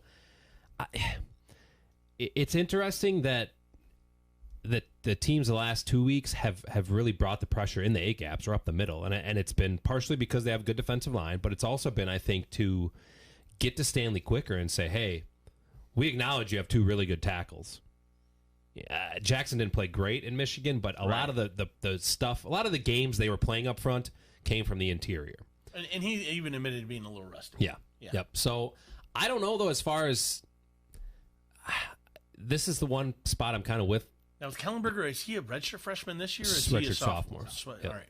I'm more with Kirk in the sense of, like, the last two front sevens they played are probably two of the top 3, 4 in the conference. Yeah. I guess you'd throw Ohio State in there just because of Chase Young, and then definitely Wisconsin. Yes. Yeah. Two of the top 5 for sure. So I don't know. That should help, right? But and then this week they don't have the with what they have week to week. I mean, they're working with these guys. They're getting better working together. I think we need to see growth out of that unit, and I hope we do. I think we have the talent. I mean, I said the 3 guys I've been bringing up, between Kellenberger and Wirfs and Jackson, I think those are our 3 most talented, right? I think Linderbaum's going to be a really good player. He's just young. The thing with Mark that they've said a couple times, since I've been covering him, is I think they want him to be more aggressive. And I didn't get a chance to really watch him in high school. They obviously he's got a great build. He's athletic. They want him to be kind of more of a beast, more of a jerk out there, and kind of use that personality and get out and be more aggressive. So that's something to watch this week. Last week you're going in there against a tough team, trying to get your bearings because he's not really a guard, right? He's moved to guard now because he was backup tackle, really. And I think it'll be interesting this week. If he's more confident, does he play more aggressive? Does he have that nasty streak that you want, some of your linemen to have, your interior guys especially. Interior guys are going against the meat of the defense. Yeah, and I feel like that's what they've talked about, this offseason and into the beginning of the season, that they want a little more attitude out of him. So I think if his mind's cleared and he knows what he's doing schematically, that should lend itself to playing with more confidence and playing with more attitude. Got our first reckless speculation NFL draft question. Erickson asks, Geno Stone draft prediction. I say 3rd or 4th rounder. Dude is really good. He's asking you, Rosso. Yeah, probably about where Hooker went. So I was beginning of the 4th. Mm-hmm. He, I don't think, will prove to be as athletic as Amani, because if he was, they'd put him in that nickel position and they put another safety back there. Mm-hmm. And I think that's where he could fall a little more. Obviously, Dez went in the 5th, so 4th or 5th, I would say. Early third day pick. Does he leave this year? I don't know. Possibly. He's, if anybody else in the defense is a candidate, it's him, right? Him and AJ. So I don't know. He's, James Franklin said last week when I was listening to some of this presser, he's as impressive as a guy that he thinks in the back end of any Big Ten secondary. He thinks he just doesn't, he's not flashy. He's not going to he's not a first round guy, but he just does the things to win football games. And so Franklin being impressed with him, I'm sure Jim Harbaugh was impressed with him because he had a great game over Michigan. So that's probably a pretty good guess, 4th roundish. So this weekend, Bob Sanders, honorary captain. B.J. Armstrong is going to be the Grand Marshal of the homecoming parade. B.J. Big weekend. So what you got? What's the score prediction you got? I got 31-21. I think this offense gets back on track, but like I said, the worrisome thing is something early not going correctly, and Purdue throwing a deep ball, getting an early, because then it just. Then that doubt I was talking about maybe creeps in a little bit. So I think 31-21. I don't think Purdue is going to stop this team. I think Stanley probably passes for 3 or 4 touchdowns. I will say that it's a weird thing that I do think they do need to force some turnovers. Mm-hmm. I mean, that song was in jest, but I don't think this team is built to drive the football the length of the field with a makeshift offensive line, and not necessarily the guys they had last year moving the chains. And I mean that being with third down. A lot of times they went to Hawkinson last year. Let's be honest, he was the third down guy. And I think if we're stuck in 3rd and long, where we're leaning on the guys to pass protect a lot, if they're running stunts and whatever else, No, I think what's going to help this line get their chops, if you will, about them is going to be running the football. That way they're moving forward. They're not moving back trying to protect. They're moving forward and they're attacking. And that helps you to the point where you said about the other guy getting his nastiness. If he's moving forward, you can be a lot nastier if you're trying to pancake block somebody than if you're trying to defend the pass. And I don't know. I don't analyze the film that much, but to me, how many times after games last year we see somebody post a clip of Hawkinson with a pancake, or Hawkinson and Fant opening a hole, or look at Wirfs and Hawkinson on the edge sealing it. Like, it's not there this year, guys. So like they got to do stuff differently. The interesting thing, Jay, and being on field level, it seems like when Torrin Young goes in, and this is to your point, it's straight ahead blocking, it's isolation football, it's powers, it's stuff like that. They move the ball a little better running the football. They run him stretch plays or to the outside zone. He's not a guy like that. So I know it's more predictable. That's more Goodson. But it seems like when Torrin's in there, personnel changes, and at least the last 2 weeks, I feel like he might be a guy that maybe would warrant more than, he's probably averaging 5-6 carries a game. Maybe he gets into double digits, because it seems like that's what teams will be willing to give up, if that makes sense. So when you have to drive the length of the football field and you're starting your own 20 or your own 25, maybe he's the guy for the series until you get in the red zone. And then you bring in your guys that can threaten linebackers out of the backfield in the passing game. Maybe you stick with Brady Ross and Young and run isolation or run powers and run some between the tackles plays, because I don't think any of these running backs, maybe Goodson, you said, but I don't think any of them they're not getting to the edge as fast as a Sean Green or an Akram Wadley. Like, these aren't NFL players to maybe Goodson, but they're not guys that can really stretch out and make one cut and then they're in the open field off the edge, right? So we'll see if we see that this week. Maybe you stick between the tackles a little more when you're backed up, and then once you get closer to scoring territory, you throw the ball to the running backs. 2 quick questions before we go to buy or sell. Reimers asks a defensive question. Will Ferentz use another hybrid player to help out the defense? Yeah, that was a bunch of questions we had on Tuesday for him. He verbatim said, well, if we do that, it's going to be a younger guy in that position, meaning it probably would be DJ Johnson if they play a role similar to Hooker last year. But then on Saturday, you guys saw Riley Moss came in as a nickel back. Like, he basically was the third corner on the field. So that's probably how they'll be used. I don't think they want Moss in there on run support like Hooker was. But I would say those 2 guys will be candidates, and this would be a week because they're not going to use it at Northwestern, and they're probably not going to use it at Wisconsin. Okay. So this would be the week to see how they test that out. But I would say yes, definitely they're gonna put that in there this week. Back to offense. Erickson asked, "Do you think the offensive line struggles are because of Nate Stanley's one dimension in the not being much getting out of the pocket very no. The 2 plays that I think we featured a little bit in the run game, the problem. The play where Goodson fumbles, it looks like it's a stretch or a zone play to the left. Kallenberger in there, he goes to the right. The guy gets unblocked, tackle for loss, fumble. One of the sacks, 54, it's a double team with Linderbaum and one of the Paulson brothers. They have 2-on-1. He swim moves over Linderbaum. Paulson isn't there to help, and it's a sack. Like, I just think good quarterbacks struggle with A-gap pressure. We've seen it in the pros. You see it in college. Like, when you have these type of tackles that really are fortifying the edge, that's where teams are going to focus on trying to get to the Hawkeyes quarterback. And so Stanley's not mobile. Like, yes, that hurts him. But when you got a guy in your face in less than 3 seconds, there's not much you can do. And so I think teams are going to make him beat them. And I think last year the team that did that was Indiana. They tried that. And I think Coach Allen, after the game said, well, we thought we could match up with their guys, but we can't match up with their tight ends. And that's why I'm saying they don't have that this year. They don't, other than Smith Marset, they don't have a guy that you'd say, man coverage, we're going to throw it to him 9 out of 10 times because we think he's going to beat that guy. Last year they had 2 of them. Yeah. 2 guys. So, you make one read, you pick which tight end you're going to down the field. That's what they did at Indiana. Basically said, we're going to run one guy, and if he's matched up one-on-one on the safety, well, we're going to chuck it to Fant for a touchdown. Oh, we're going to slip Hawkinson underneath. He's running against a linebacker. 10-yard pass, he breaks a tackle. It's a 60-yard touchdown. Like, they're game changers.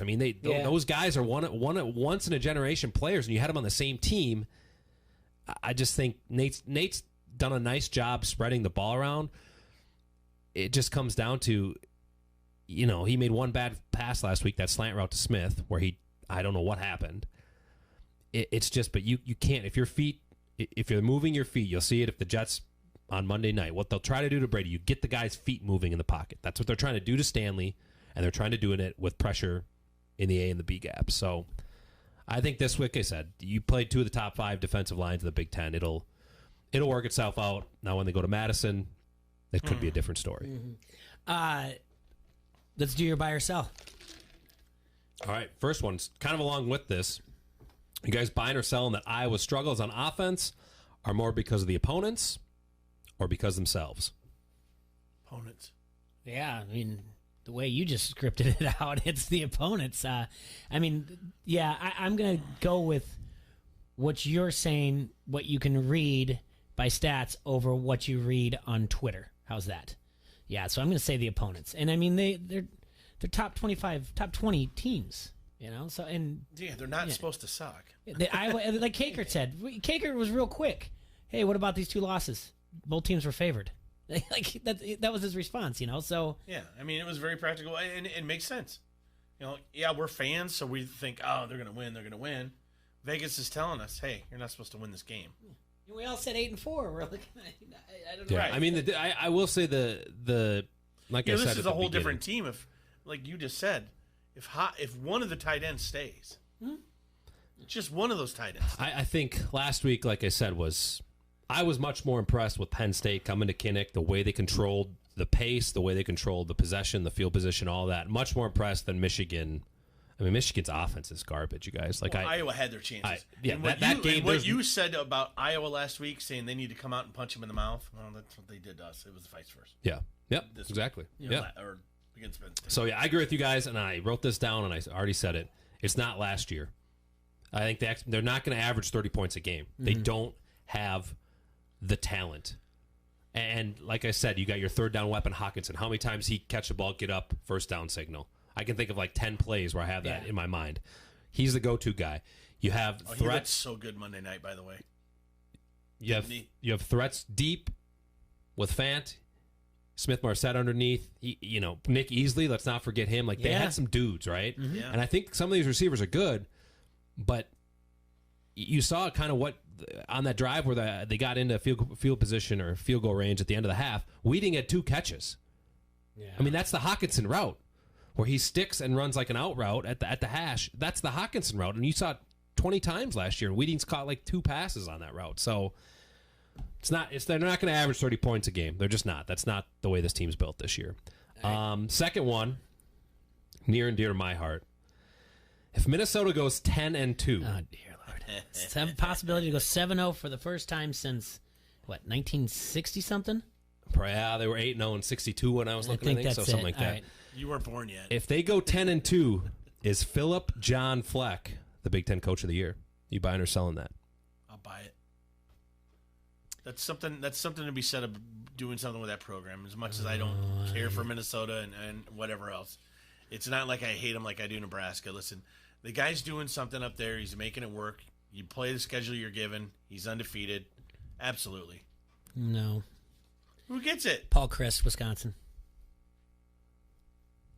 Okay, I can see that. I mean, you went to Nebraska being the favorite, then Iowa, Wisconsin was kind of in the mix or whatever else. They're going to come out of the Wisconsin's West. really good, by the way. But they weren't predicted last to be year that good. Supposed to be, and this year they weren't. Yeah, well, that happens. That's what I think. Yeah. I'm selling. I'll be the tiebreaker. I'll go with Tiro. I'm buying. I'm buying it still. I like your argument. How many 10-win seasons have Minnesota had in the last 115 years? See, that's what I'm getting at. They're going to give it how to many the 10-win seasons? You guys got to guess in the last 115 years. 6. 4. Putting up the 1, my pointer finger. 1 10-win season since like 19 whatever. Now, granted, they used to play 8 games. Oh, okay, that's right. But they have won since like 1900 something. But they've only won 3/4 of their games, 75% winning percentage, 5 times since 1950. Twice when they went to the Rose Bowl and I think won the title, right? Yeah. God, you really hate Minnesota. I get frustrated with Minnesota because their whole "Who hates Iowa? We hate Iowa" chant when there's no reason whatsoever for them to do it. And if you really break it down, which has been broken down, I wrote something last year, but not even close to what's been broken down before. Iowa should actually, on the other hand, have that chant: "Who hates Minnesota? We hate Minnesota."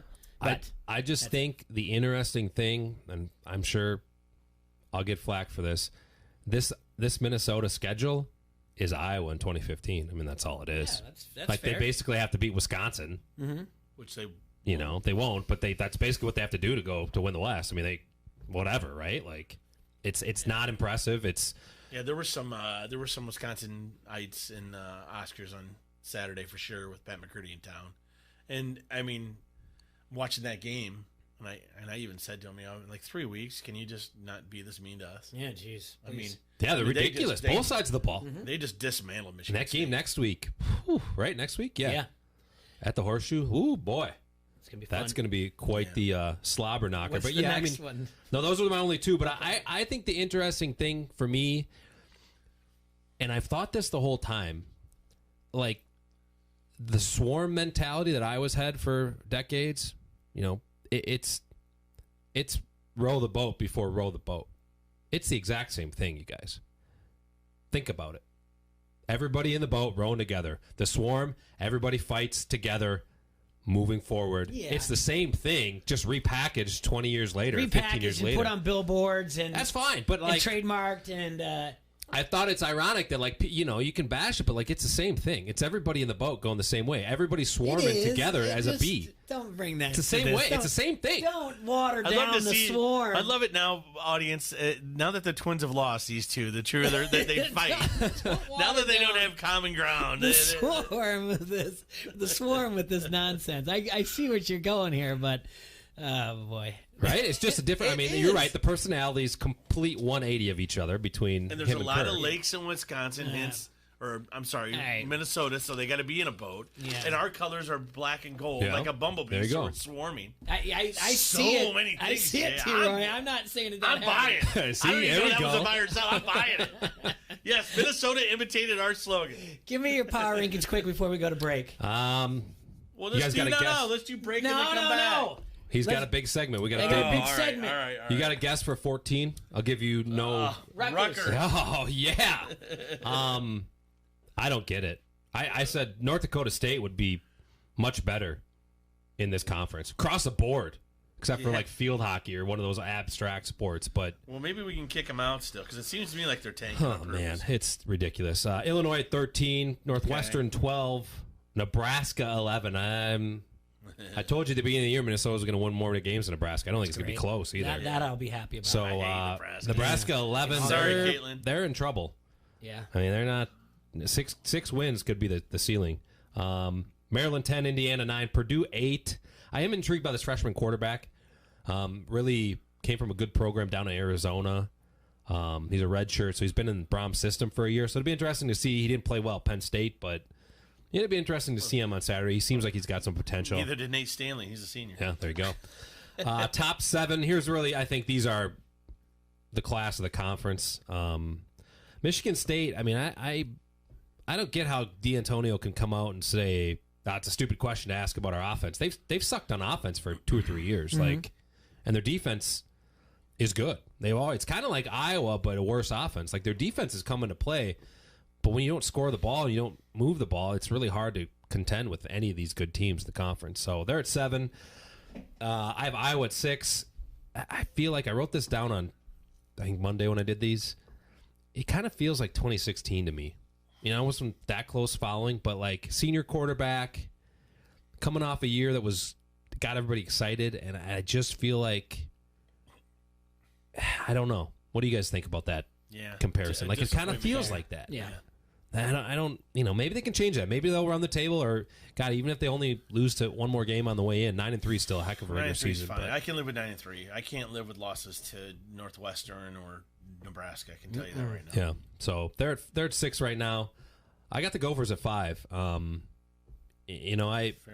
They'll be 8-0 unless they have a catastrophic collapse. Who are they playing this week? Rutgers, and then home to Maryland. So 8-0. They host Penn State. Game day. It should be a game day thing up there. I mean, it's possible. And Penn State will be undefeated still the way they're playing. Sure would be nice if it snowed. Game day. So they're an interesting Iowa 2015. I keep saying they can beat Penn State at home, and they have Wisconsin at home. Like, they're not the schedule sets up very nicely for them. Michigan, I have a 4. I don't think they have anywhere close to enough offense to win this week at Penn State. You saw it last week. Like, it went away for, they come out and score 28 points, and then it went away till the fourth quarter. Like, they couldn't do anything. They were fumbling again at Illinois. I think they don't have enough offense to contend with Penn State or Ohio State. Penn State, I have a 3rd, and I wrote down, are they the best D in the Big Ten?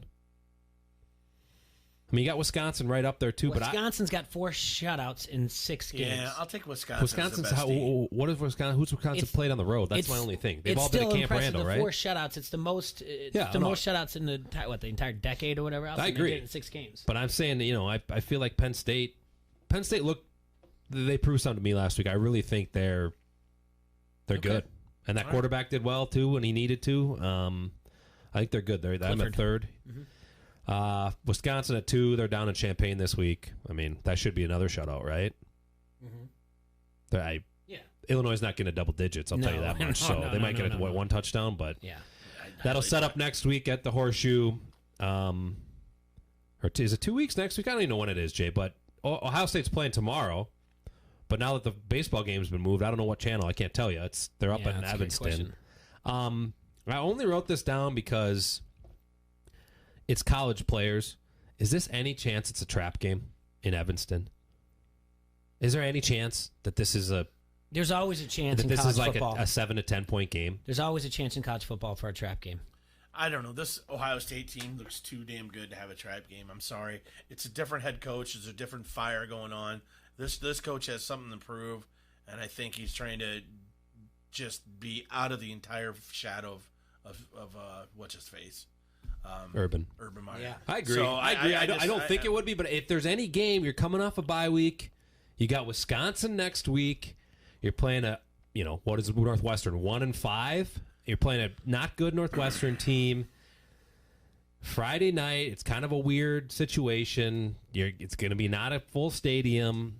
It's one of those weird. It could be a weird thing. Now watch them win 52-7 or something. But I wouldn't be surprised if this is closer than 31 points or whatever the spread is, 28, whatever it is. I feel like Fitzgerald will rally the troops.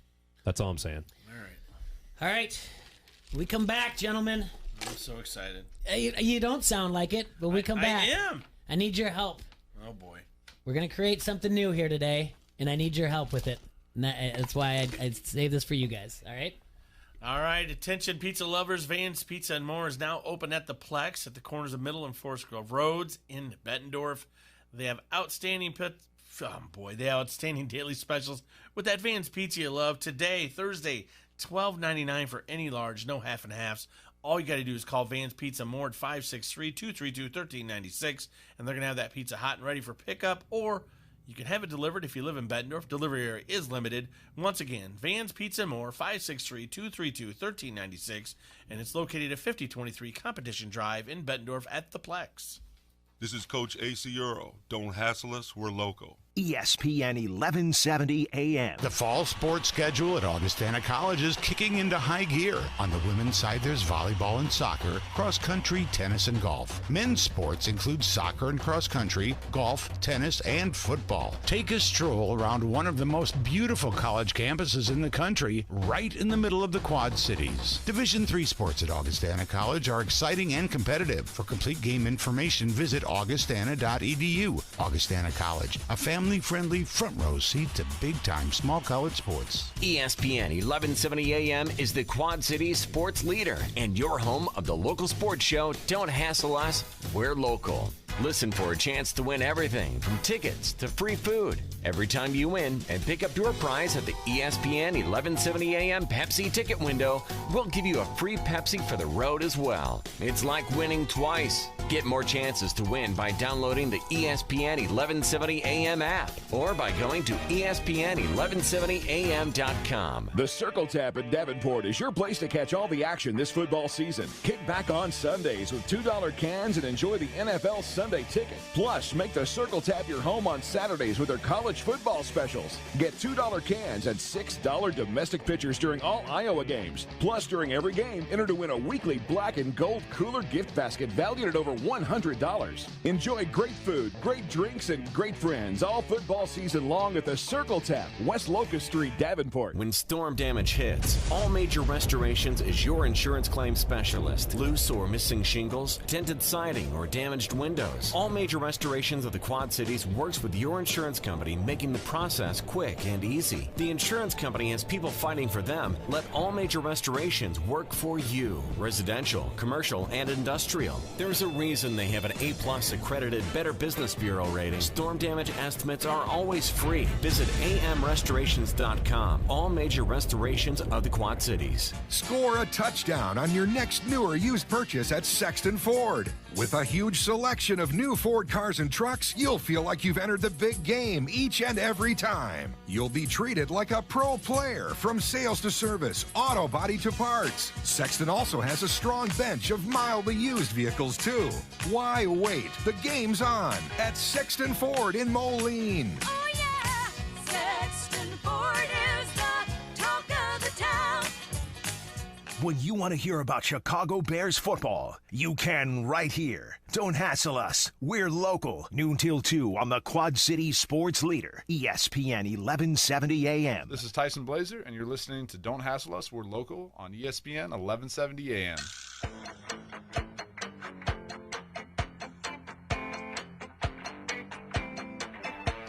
Welcome back to ESPN 1170. Don't Hassle Us. We're local. We're live here in the Hassle Castle, brought to you by Dunright TV and Satellite Security. I just dropped this on these guys. I did not give them homework. That's the type of show we are. We don't do pre-production. Sit down for 2 hours, tell everyone how they're going to talk, what they should talk about. Yesterday, we talked briefly about the Rock and Roll Hall of Fame, who's going to go in there. Then we discovered that starting in 2018, they had a song. Every 5 years, just a certain song would go in, like Tequila or The Twist. Just in chance by talking, we talked about jock jams. Well, I'm making a plea for the Rock and Roll Hall of Fame to create a jock jams wing just for the jock jams. So we need to make a list of 20 nominees. And our initial, the 2019, we need to get 5 songs that go in there. Here's some criteria that you have to have. It's got to be on one of the 5 jock jams volumes. All right? They have a list in front of them right now.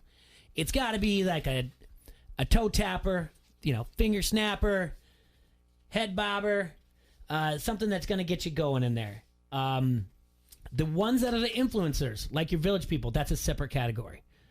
You don't need the YMCA. Gary Glitter is out, period. Pedophile. He's a pedophile. He's not making a list. He went to Penn State, I think.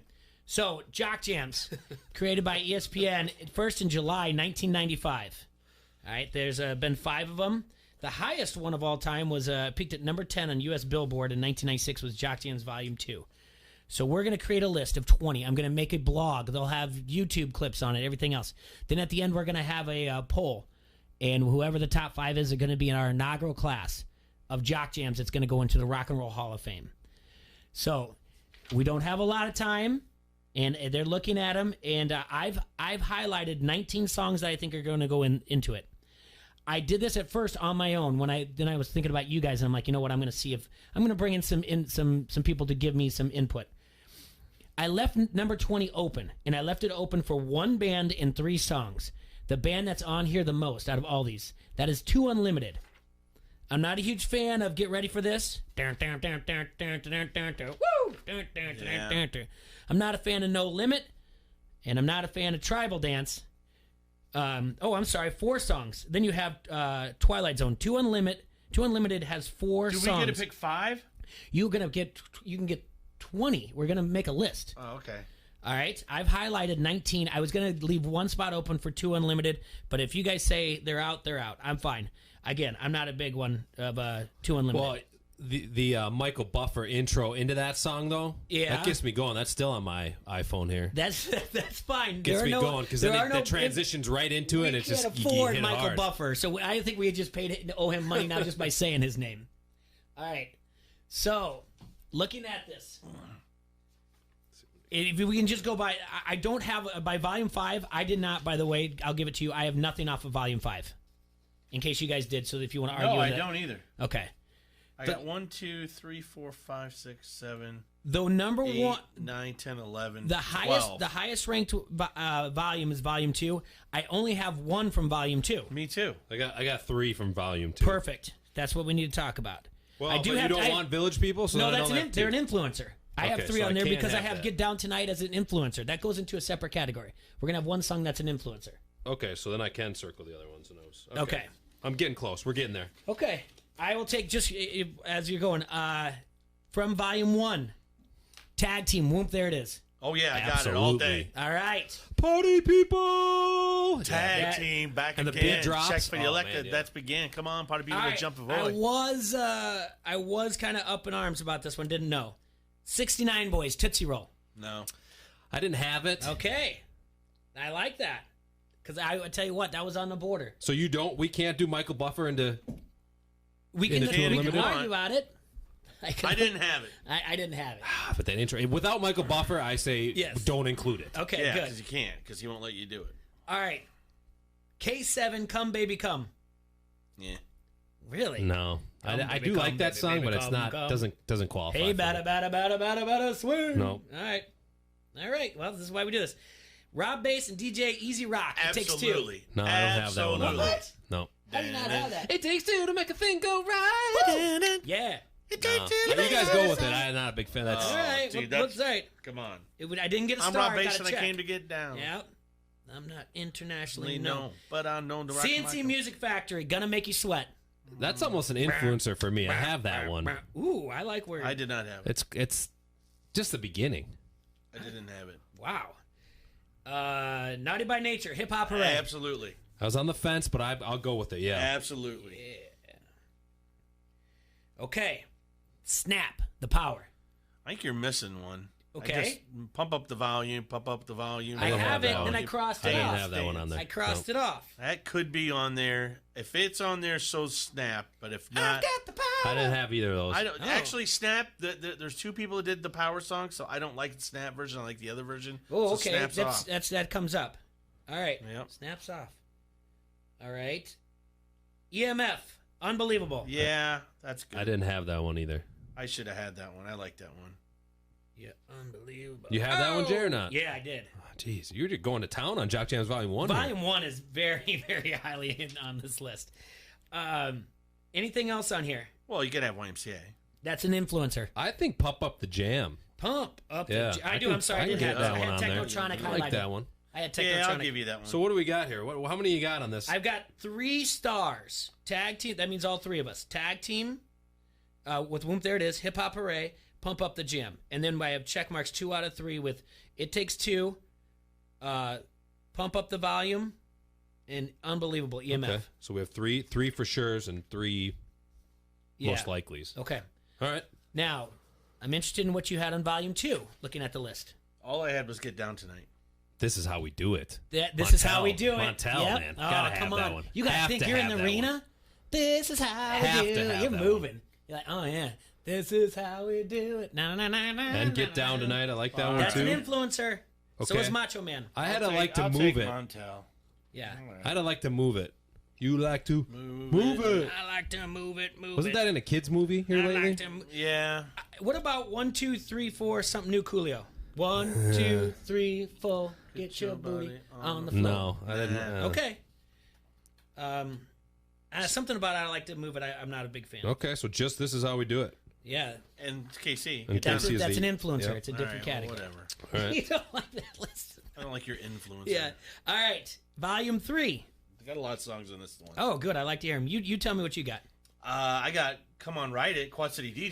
Well, I think that's got to go because, that was our original theme song. That was our original theme song. I got Put Your Hand Yep. Up on My Hip. You And you did. dip, I dip, have- we dip. Yep. I half circled that one, and I'm like, I have don't it. know. Yeah, all right. And then any song ever that's got Dr. Dre on it has to be No on the diggity list. for sure. I've No got diggity, Dr. Dre, no doubt. diggity, yep. Show to get down.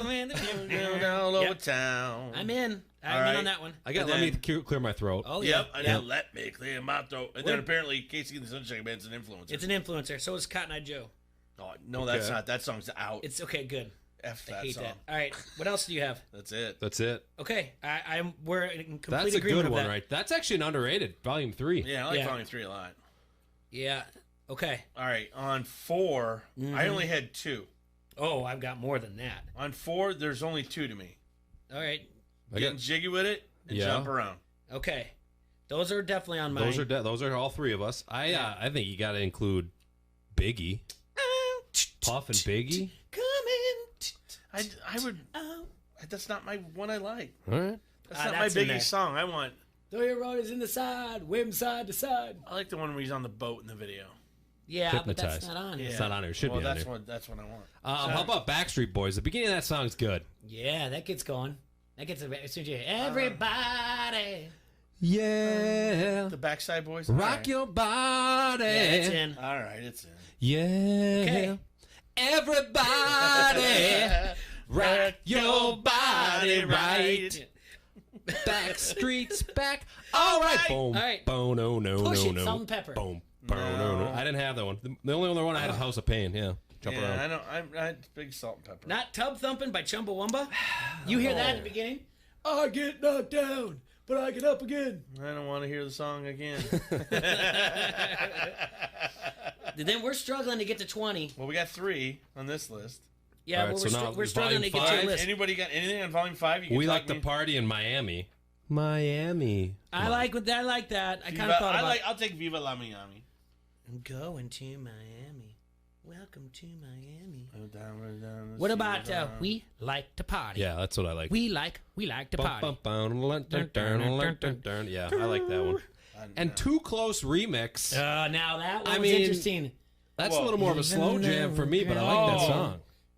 Is that the one where he's getting a boner? Yeah. Yeah, we like that song. All right, that one's I did not see that one coming. We're dancing real close. Exactly. Yep. Make it real slow. All right. You're making it hard on me. Hard for me. I don't know if we made it up to Did 20. we get there? I don't think so. I have to look at.